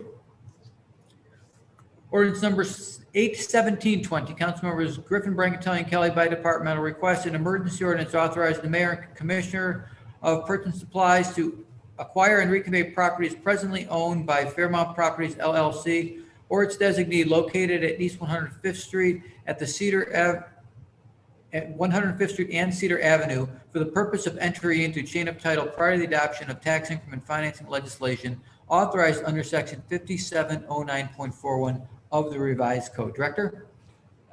If we could we do 819 also, its companion? Yes. Companion piece to 817 is 819. Councilmembers Griffin, Brancatelli, and Kelly by departmental request, an emergency ordinance authorizing Director of Economic Development to apply for and accept an empowerment zone and or non-empowerment zone HUD 108 loan or loans from the United States Department of Housing and Urban Development to partially finance the construction of the mixed-use grocery store project located at East 105th Street and Cedar Avenue, and authorizing director to enter into one or more contracts with Fairmount Properties LLC or its designee to implement the project. Director? Great, thank you. This is a really exciting project located at 105th Street and Cedar. It's a mixed-use project that will bring in about a 40,000 square foot grocery store into that area of the city, as well as about 170 apartment units. Those apartment units are really designed, they're very small units designed to be priced for a lot of the folks who work at the Cleveland Clinic nurses and nursing assistants, maintenance, and so forth, and so who want the opportunity to live close to work in a great environment. The project as a whole is expected to cost about $52 million to bring to fruition. And the development team, really the leadership of the group has been by Fairfax Development Corp, working with the Cleveland Clinic, working with the developers to really try to make this happen. And they've been working on this for years. I've been working on this project with them for years, trying to get it to come together, and really happy that it is. So as we've gotten to a point where we're trying to close the gap on the project, make it happen, what we were able to come up with here to push it across the finish line was a program featuring a $9 million Section 108 loan from that the city would provide into the project. That loan would probably be a use of our last available empowerment zone funds before they potentially go away, and then some additional HUD 108 capacity as well. Because the rates on the HUD 108 loan are so small, they're tied to LIBOR, which is basically like 1/4 of a point today. So we can really stretch it out a lot further than you could with conventional financing, even with rates being low as they are. So we were able to close down the gap on the project and make it happen. The loan will be backed first through the TIF as well as a special assessment. So there will be a second group of legislation that we'll be bringing forward to finish this project, which will feature the second ordinance for the TIF agreement, as well as a special assessment, which will be equivalent to the non-school portion of the tax abated housing of the project, as the housing portion of the project would be eligible for tax abatement as new development is in the city. So first we'll have that security, which is essentially in interest in being secured by the real estate taxes. We'll again have a mortgage, as is our process on the loan. On most of our loans, we'll have guarantees from the developer. So we're in a real secure position for this borrowing, and we're able to really take those resources. Normally, a developer would take a TIF to the market, and whether they'd seek a separate bond or they'd try to finance it through their first mortgage loan, instead of getting what would be the equivalent of roughly $5.5 to $6 million up front here, they're getting $9 million because of us providing the financing, which is allowing us to get this project done to close that gap. So it's a really exciting project. It'll bring food, grocery services to that area of the city. We did an analysis as part of the project. My team figures that when you look at the transit access there at 105th and Cedar, you've got a few transit lines. When you look at the way that groceries is spread throughout the city, especially if you look to the southwest from that area going through into Fairfax and Central, you're really going to increase grocery access for about 50,000 people when you look at the census tracts throughout the east side of the city. So this is a big development. It's a great project that we're happy to make happen, and we're really looking forward to working with the team to get this across the finish line and get into the ground in the spring. Okay, thank you very much. Sounds like a very exciting project, a great investment. Both of these ordinances have been heard and recommended for passage by the Committee on Development, Planning, and Sustainability. Chairman Brancatelli. Thank you, Mr. Chairman. Fully support this, thoroughly vetted in our committee, and thank you all for your patience as we put this through very expediently. Thank you. Thank you. And this great project is in Ward 6. I'd like to hear from the local councilperson, Ward 6 Councilman Blaine Griffin, please. Thank you, Mr. Chair, and also want to thank all of my colleagues, especially Councilman Brancatelli, for moving this through in such an expeditious manner. We believe that this is a critical project for the Fairfax community. We believe that this is a catalyst that can really jumpstart development and other things to happen on Opportunity Corridor. We know we have a corridor, but now we're providing opportunity for housing, opportunities for employment, and opportunities to try to make sure that we have a healthy community by having a full service grocery store. We work very hard with all of the stakeholders, including Fairfax Renaissance Development, the Cleveland Clinic, and the developer, to really come up with a comprehensive strategy that will address all of those needs that we just mentioned. Originally, the plan that some folks had for the corner, we didn't really think was the best and highest use for the community.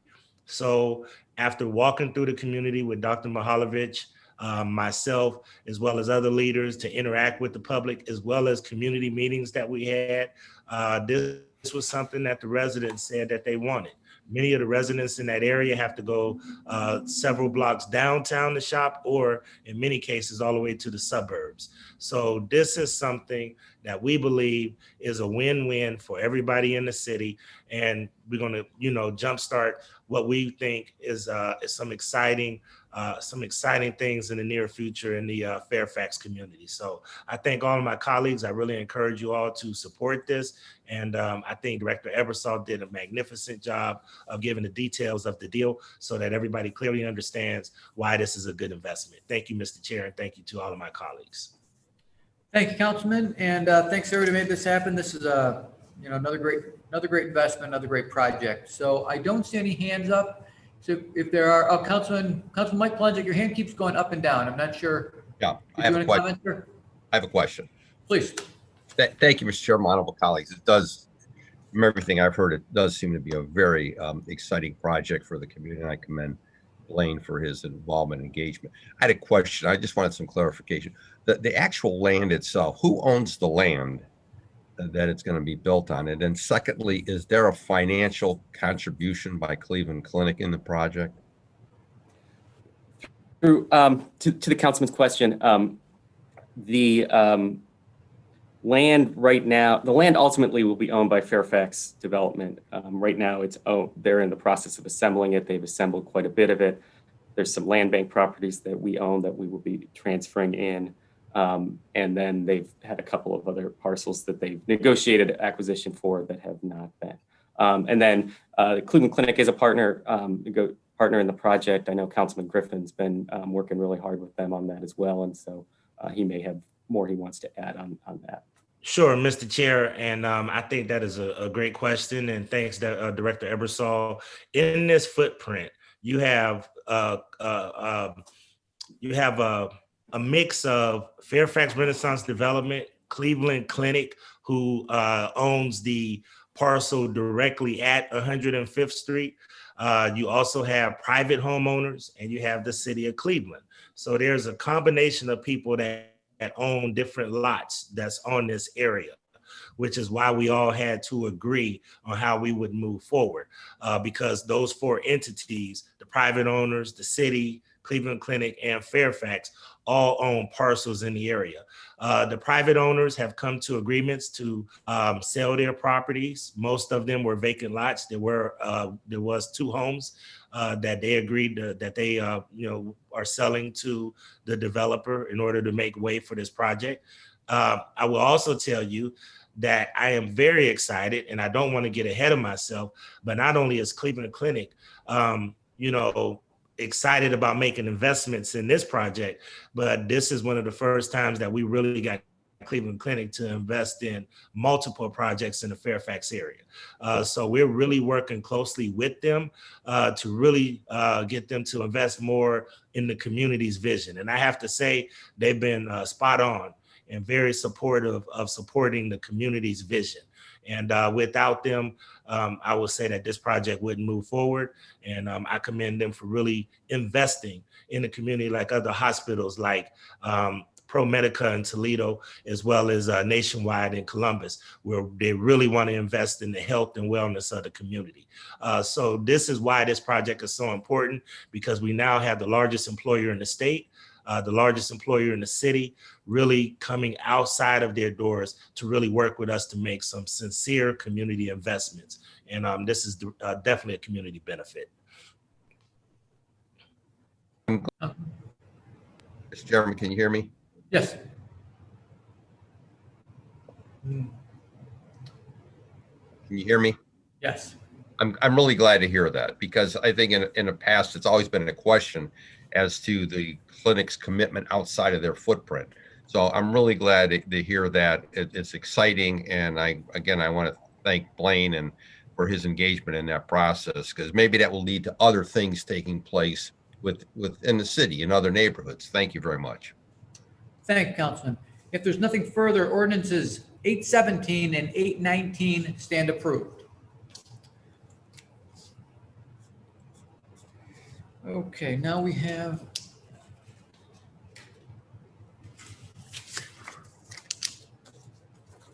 moving to two council pieces. First is ordinance number 81320. Councilmember Kelly, an emergency ordinance determining the bid of Brothers Printing Company for typesetting and printing of personalized letterhead, envelopes, business cards, notepads, phone cards, postcards, calendars, newsletters, brochures, flyers, magnets, posters, banners, booklets, and for the delivery of the same, the Cleveland City Council is the lowest and best bid, and authorizing the clerk of council to enter into a written requirement contract with Brothers Printing Company for said items for a period of 3 years with 2 one-year options to renew, exercisable by the clerk. This has been competitively bid for our in-house services, and Brothers was determined to be the lowest and best bid. Does anybody have questions, comments on 81320? Hearing none, ordinance 81320 stands approved. Ordinance number 81820, Councilmember Kelly, an emergency ordinance authorizing the clerk of council to enter into a first amendment to the agreement with Granicus LLC for the purchase of additional software subscriptions and services for integrated legislative management system for Cleveland City Council. So this is exercising the first option with Granicus LLC for software subscriptions. Questions, comments on 81820? Hearing none, 81820 stands approved. And then we have two ordinances under suspension. I'm going to, resolutions to be considered under suspension. The first is resolution 86620 by Councilmember Slife, an emergency resolution urging the U.S. Department of Homeland Security, U.S. Citizen and Immigration Service agents and administration, and all relevant agents to immediately return Johnny Sorn to his family and not proceed with deportation.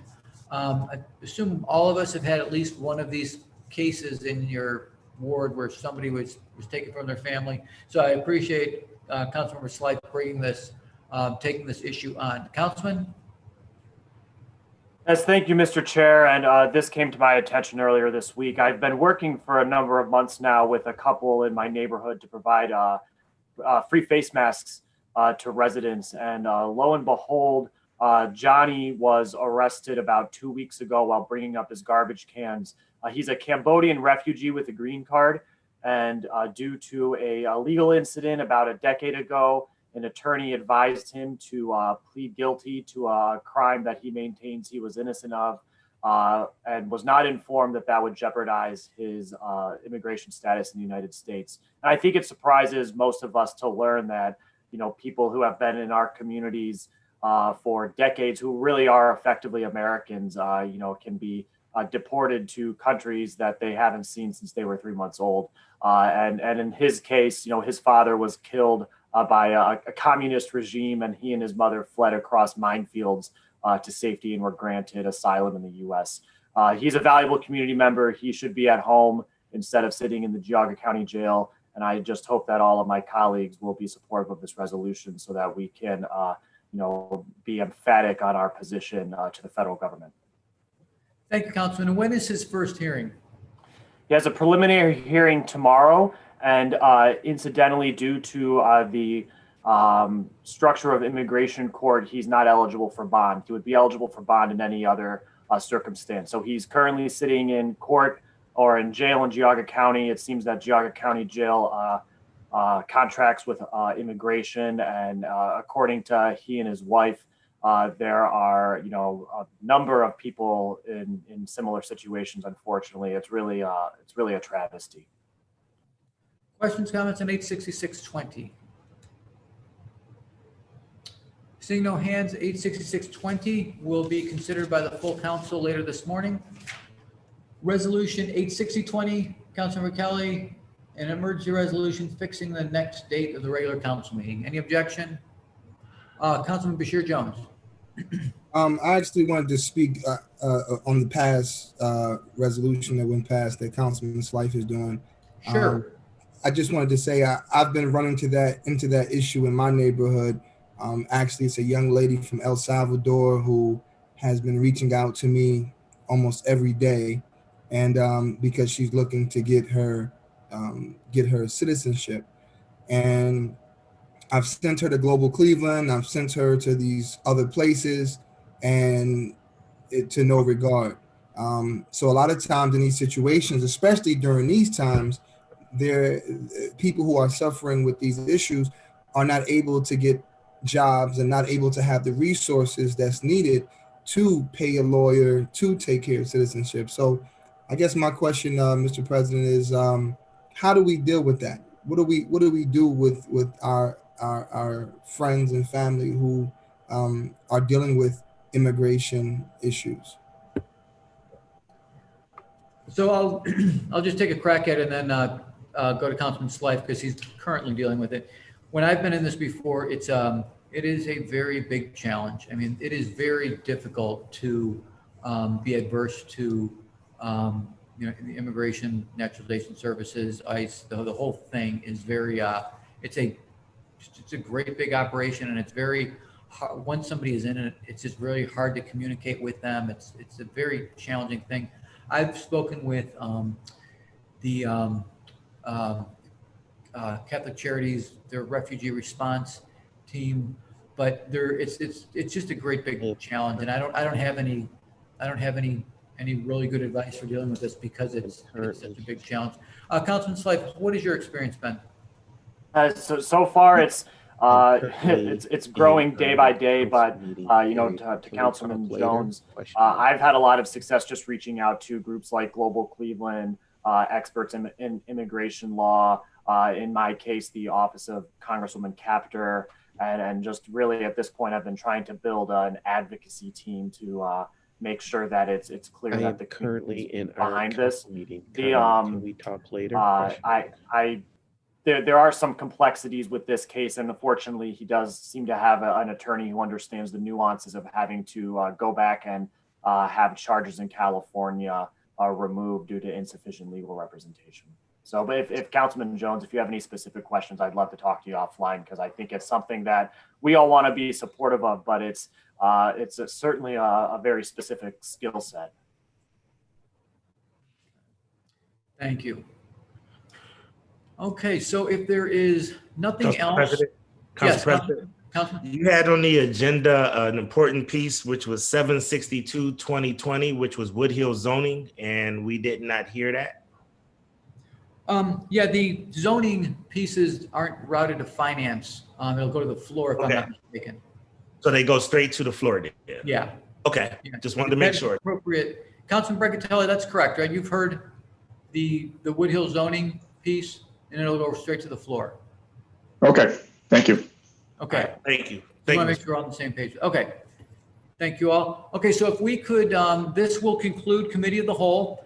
We will adjourn from this. If everybody could keep their current feed, turn your microphone off, your video off, and everybody could join us at 12 o'clock again for the council meeting. So we are adjourned till 12 o'clock. Thank you.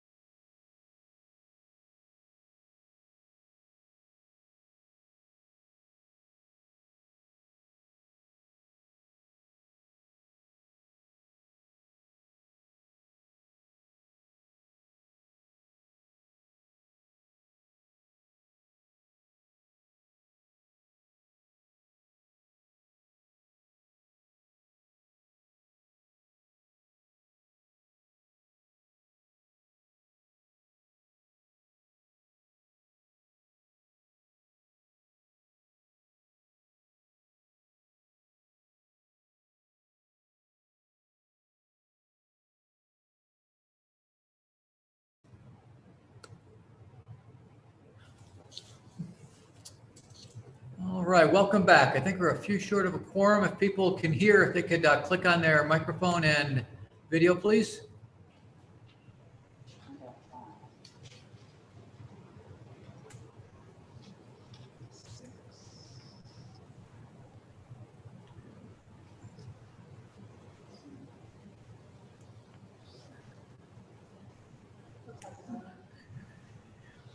Ted, are we ready? We need one more. Okay. Oh, we have them. I'm sorry. And channel 20 is ready to go? Not yet. They are just now.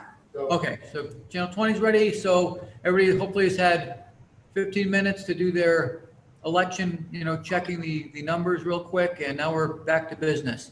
So this would be Wednesday, November 4th, 2020, calling to order our council meeting. Madam Clerk, will you please call the roll? Kelly. Here. Bishop. Brancatelli. Here. Cleveland. Here. Conwell. Griffin. Here. Hairston. Here. Johnson. Here. Bashir Jones. Joe Jones. Casey. Here. Present. McCormack. Here. Mooney. Polensek. Present.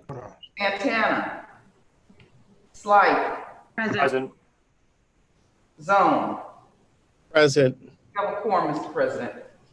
Thank you. Will everyone please pause for a moment of silence followed by the Pledge of Allegiance?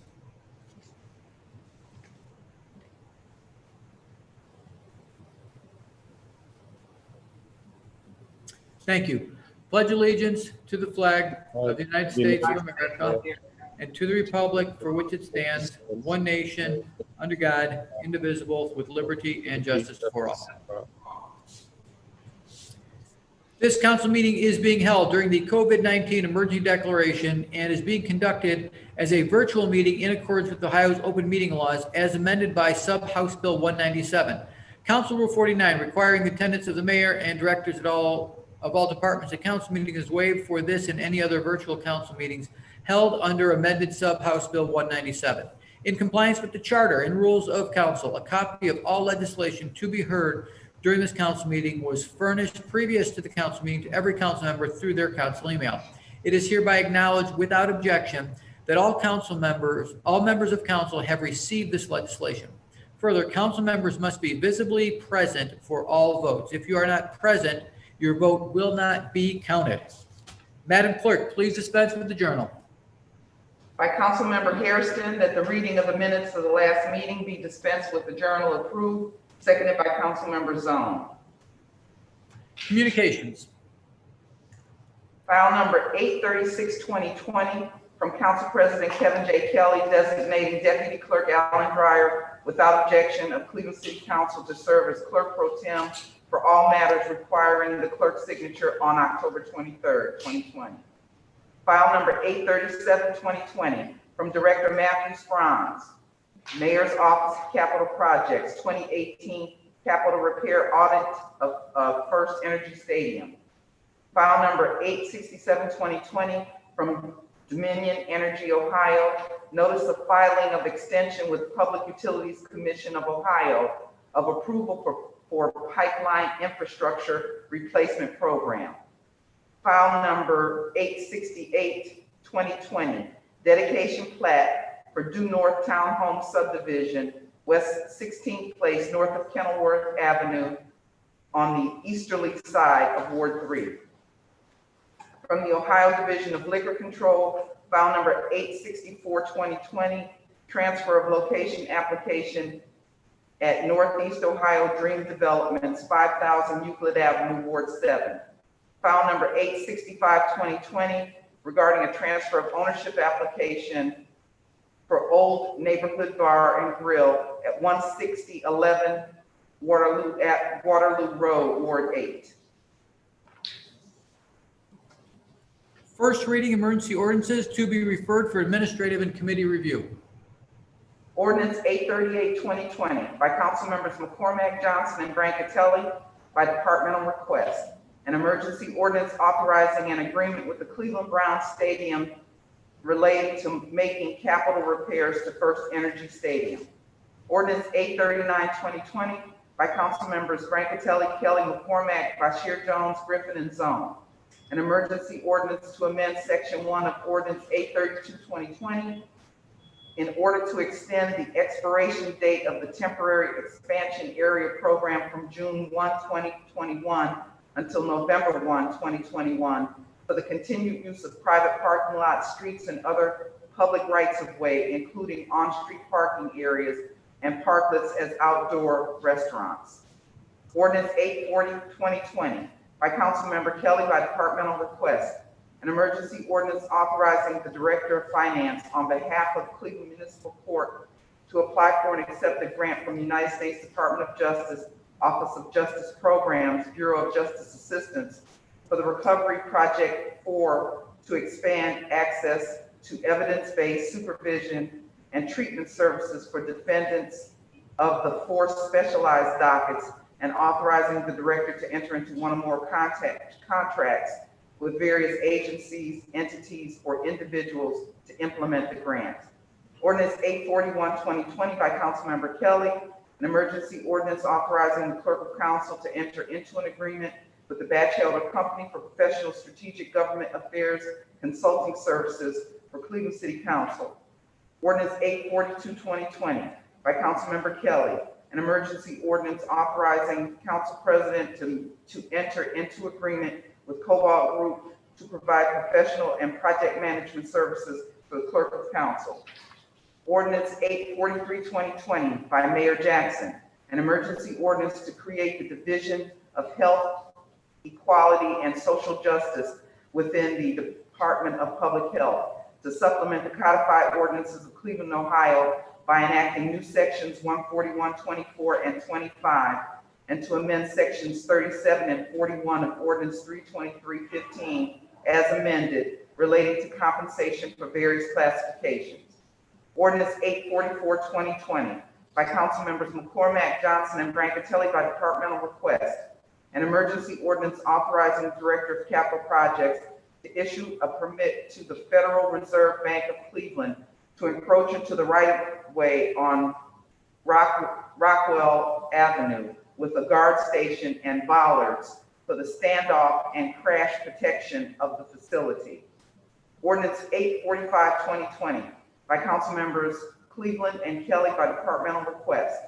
An emergency ordinance authorizing the Director of Port Control to exercise first option to renew a contract with Siemens Industry to maintain, repair, and expand the existing Apogee building automation system for the Department of Port Control.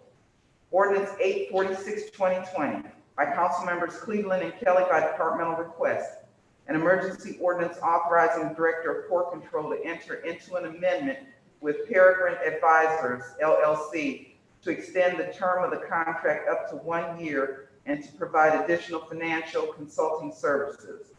Ordinance 847-2020 by council members Brancatelli and Kelly by departmental request. An emergency ordinance authorizing the Director of Economic Development to enter into a grant agreement with Cleveland 2030 District or its designee to provide economic development assistance to partially finance administration of the Cleveland 2030 District program. Ordinance 848-2020 by Councilmember Kelly by departmental request. An emergency ordinance authorizing the Director of Finance on behalf of Cleveland Municipal Court to enter into one or more contracts with Court Community Service for professional services necessary to place criminal defendants in community service and for placement in the Cleveland Work Crew Program, both as referred by the court for Cleveland Municipal Court, each for a period of 1 year with a 1-year option to renew, exercisable by the Director of Finance. Ordinance 849-2020 by Councilmember Kelly, an emergency ordinance authorizing the Clerk of Council to enter into an agreement with Meta Marketing for the professional services necessary to assist Cleveland City Council with communications and government relations. Ordinance 850-2020 by Councilmember Kelly, an emergency ordinance authorizing the Clerk of Council to enter into an agreement with On Technology Partners for the professional services necessary to advise and assist in the maintenance and performance of computer technology projects and to provide specific computer technology services for Cleveland City Council. Ordinance 851-2020 by Councilmember Kelly by departmental request. An emergency ordinance authorizing the Director of Finance to employ one or more professional consultants to provide workers' compensation and actuarial services for a period of 1 year with 2 one-year options to renew exercisable by the Director of Finance. Ordinance 852-2020 by Councilmember Kelly, an emergency ordinance authorizing the Clerk of Council to enter into an agreement with the project group for professional assistance in investigating utility-related matters pertaining to the divisions of Cleveland Public Power, water pollution control for Cleveland City Council. Ordinance 853-2020 by Council Members Casey and Kelly by departmental request. An emergency ordinance authorizing the purchase by one or more requirement contracts of water pumps, electric motors, controls, transformers, circuit breakers, switchgear, and appurtenances, and for materials, equipment, supplies, parts, and services necessary to test, maintain, replace, and repair water pumps, electric motors, controls, transformers, circuit breakers, switchgear, and appurtenances, including but not limited to inspection, supplies, repairing, testing, labor, and installation.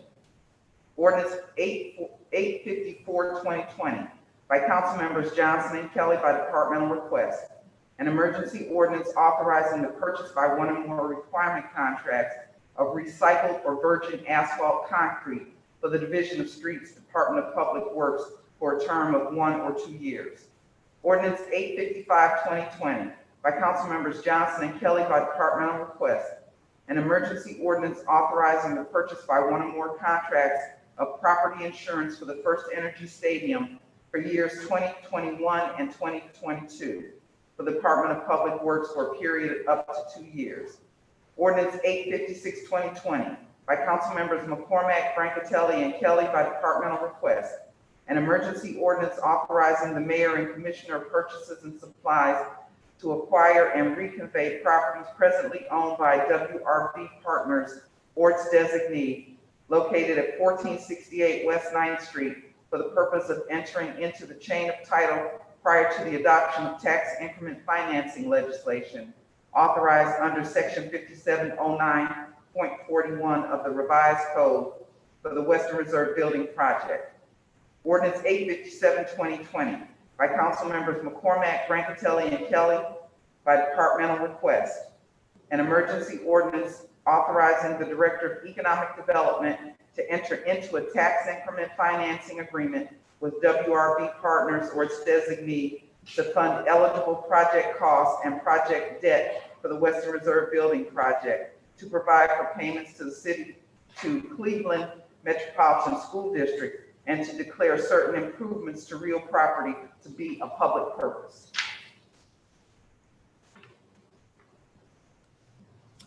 First reading emergency ordinances to be passed. Ordinance 858-2020 by Councilmember Conwell, an emergency ordinance amending the title in Section 1 of Ordinance 497-2020 as it pertains to authorizing the Director of Department of Public Health to enter into agreement with National Kidney Foundation for the 2020 virtual kidney walk through the use of Ward 9 casino revenue funds. Ordinance 859-2020 by Council Members Joe Jones, Bishop, McCormack, Johnson, Cleveland, Griffin, Bashir Jones, Polensek, Conwell, Hairston, Brancatelli, Kelly, Santana, Zone, Casey, and Slight. An emergency ordinance amending the title in Section 1 of Ordinance 732-2019, passed June 3rd, 2019, as it pertains to the United Way of Greater Cleveland's Lead Safe Summit Expo through the use of wards 1, 2, 3, 4, 5, 6, 7, 8, 9, 10, 12, 13, 14, 15, 16, and 17 casino revenue funds. Read the motion to suspend the rules. By Councilmember Hairston, that the rules be suspended and the legislation just read be placed on final passage. Seconded by Councilmember Zone. Please call the roll. Kelly, Bishop, Francatelli, Cleveland, Conwell, Griffin, Harrison, Johnson, Bashir Jones, Joe Jones, Casey, McCormack, Mooney, Palencic, Santana, Slight, Zone. 15 yeas. Please call the roll on passage. Kelly, Bishop, Francatelli, Cleveland, Conwell, Griffin, Harrison, Johnson, Bashir Jones, Joe Jones, Casey, McCormack, Mooney, Palencic, Santana, Slight, Zone. 15 yeas. Thank you. First reading emergency resolutions to be adopted. Resolution 860, 2020 by Councilmember Kelly, an emergency resolution fixing the date of the next regular meeting of council, November 18, 2020. Resolution 861, 2020 by Councilmember Casey, an emergency resolution withdrawing objection to the transfer of ownership of a C2C2X liquor permit at 3892 West 130th Street and repealing Resolution 61, 2019, objecting to said permit. Resolution 862, 2020 by Councilmember Mooney, an emergency resolution withdrawing objection to the transfer of liquor license of a C2 and C2X liquor permit at 3935 West 130th Street and repealing Resolution 764, 2020, objecting to said permit. Resolution 863, 2020 by Councilmember Harrison, an emergency resolution withdrawing objection to the renewal of a C2C2X liquor permit at 10929 St. Clair Avenue and repealing Resolution 1036, 2019, objecting to said renewal. Resolution 866, 2020 by Councilmember Slight, an emergency resolution urging the United States Department of Homeland Security, U.S. Citizen and Immigration Services agents and administration, and all relevant agencies to immediately return Johnny Sorn to his family and not proceed with deportation. Read the motion to suspend the rules. By Councilmember Harrison, that the rules be suspended and the legislation just read be placed on final passage, seconded by Councilmember Zone. Please call the roll. Kelly, Bishop, Francatelli, Cleveland, Conwell, Griffin, Harrison, Johnson, Bashir Jones, Joe Jones, Casey, McCormack, Mooney, Palencic, Santana, Slight, Zone. 15 yeas. Please call the roll on adoption. Kelly, Bishop, Francatelli, Cleveland, Conwell, Griffin, Harrison, Johnson, Bashir Jones, Joe Jones, Casey, McCormack, Mooney, Palencic, Santana, Slight, Zone. 15 yeas. Thank you. Second reading emergency ordinances to be passed. Ordinance 543, 2020 by Councilmembers Johnson, Francatelli, and Kelly by departmental request.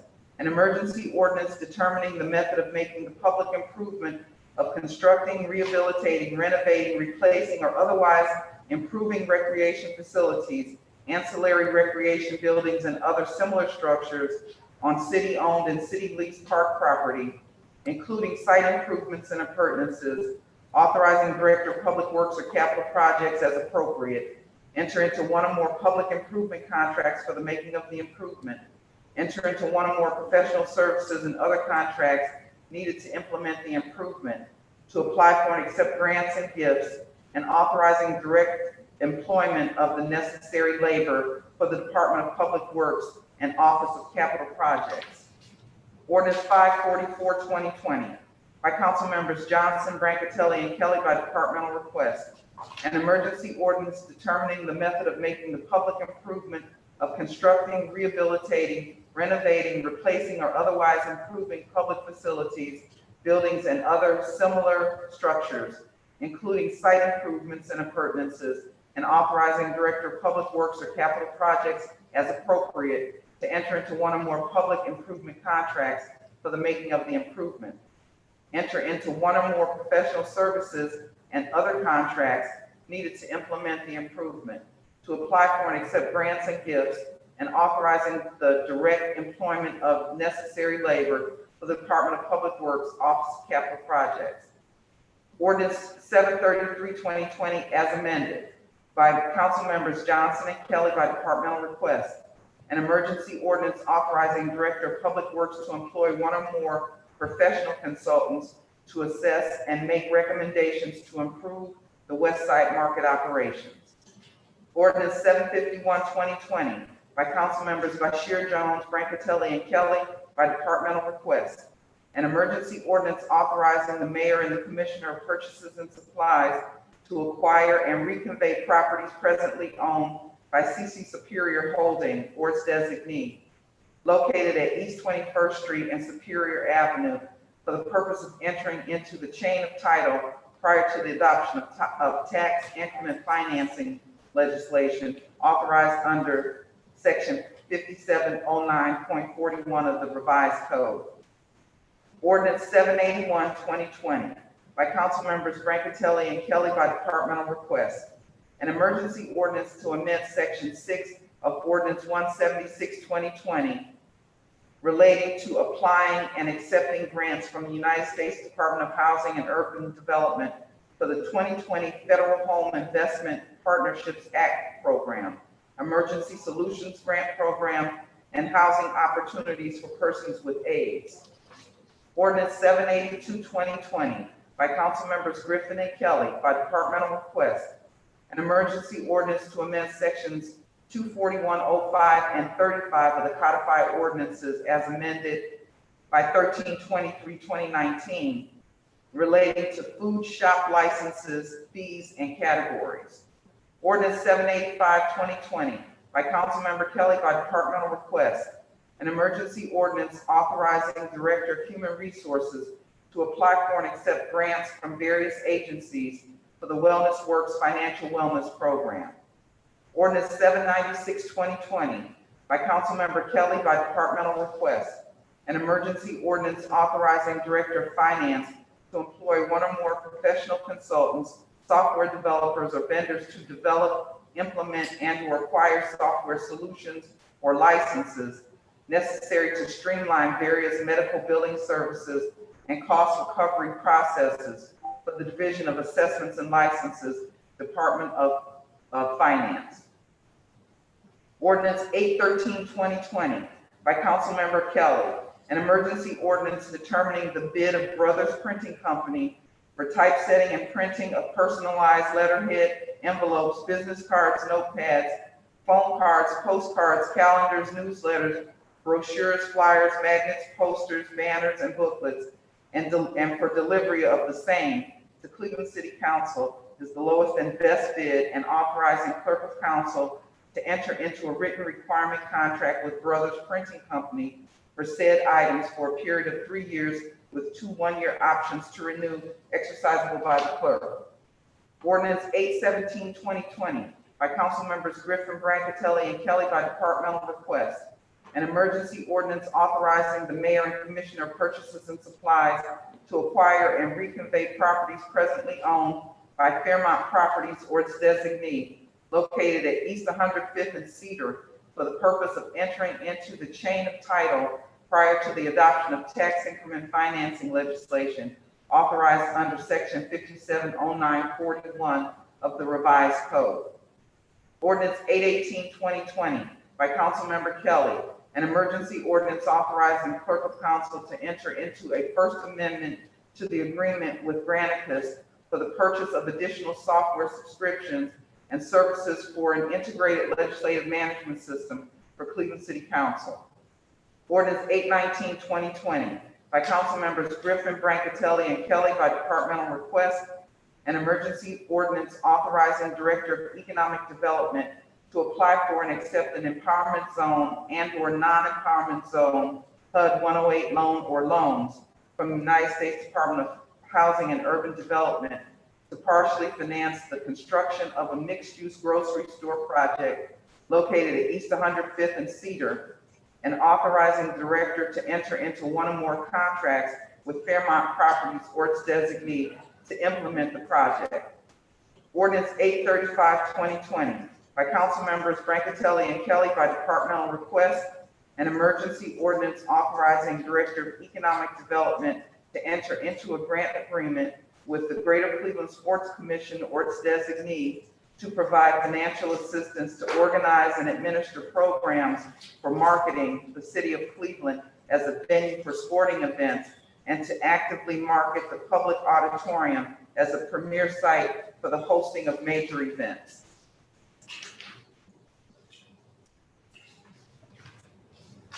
Read the motion to suspend the rules. By Councilmember Harrison, that the rules be suspended and the legislation just read be placed on final passage, seconded by Councilmember Zone. Please call the roll. Kelly, Bishop, Brancatelli, Cleveland, Conwell, Griffin, Hairston, Johnson, Bashir Jones, Joe Jones, Casey, McCormack, Mooney, Polensek, Santana, Slight, Zone. 16 yeas. Please call the roll on passage. Kelly, Bishop, Brancatelli, Cleveland, Conwell, Griffin, Hairston, Johnson, Bashir Jones, Joe Jones, Casey, McCormack, Mooney, Polensek, Santana, Slight, Zone. 16 yeas. Thank you. Second reading ordinances to be passed. Ordinance 762, 2020 by Councilmember Griffin. An ordinance changing the use, area, and height districts of parcels of land east of Wood Hill Road and south of Mount Carmel Road. Ordinance 797, 2020 by Councilmember Polensek. An ordinance establishing the Lakeshore Boulevard Design Review District north and south of Lakeshore Boulevard between East 143rd and East 185th Streets. Read the motion to suspend the rules. By Councilmember Hairston, that the rules be suspended and the legislation just read be placed on final passage, seconded by Councilmember Zone.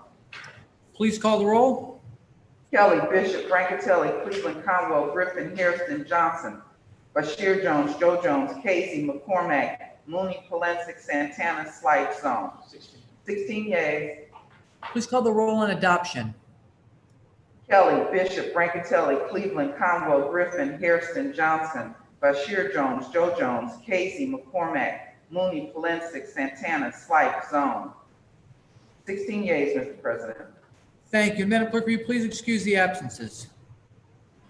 There are none now. Oh, okay, all accounted for. Okay, before I adjourn, if we're all still on the call, I just want to, it's living in this virtual world is difficult, and it's hard to believe that Councilman Zone is going to be leaving us in the near future after all of his years of service. And this is these are big events, both for the council, for the outgoing council person and the incoming council person. So we're still trying to figure that out. Details are forthcoming.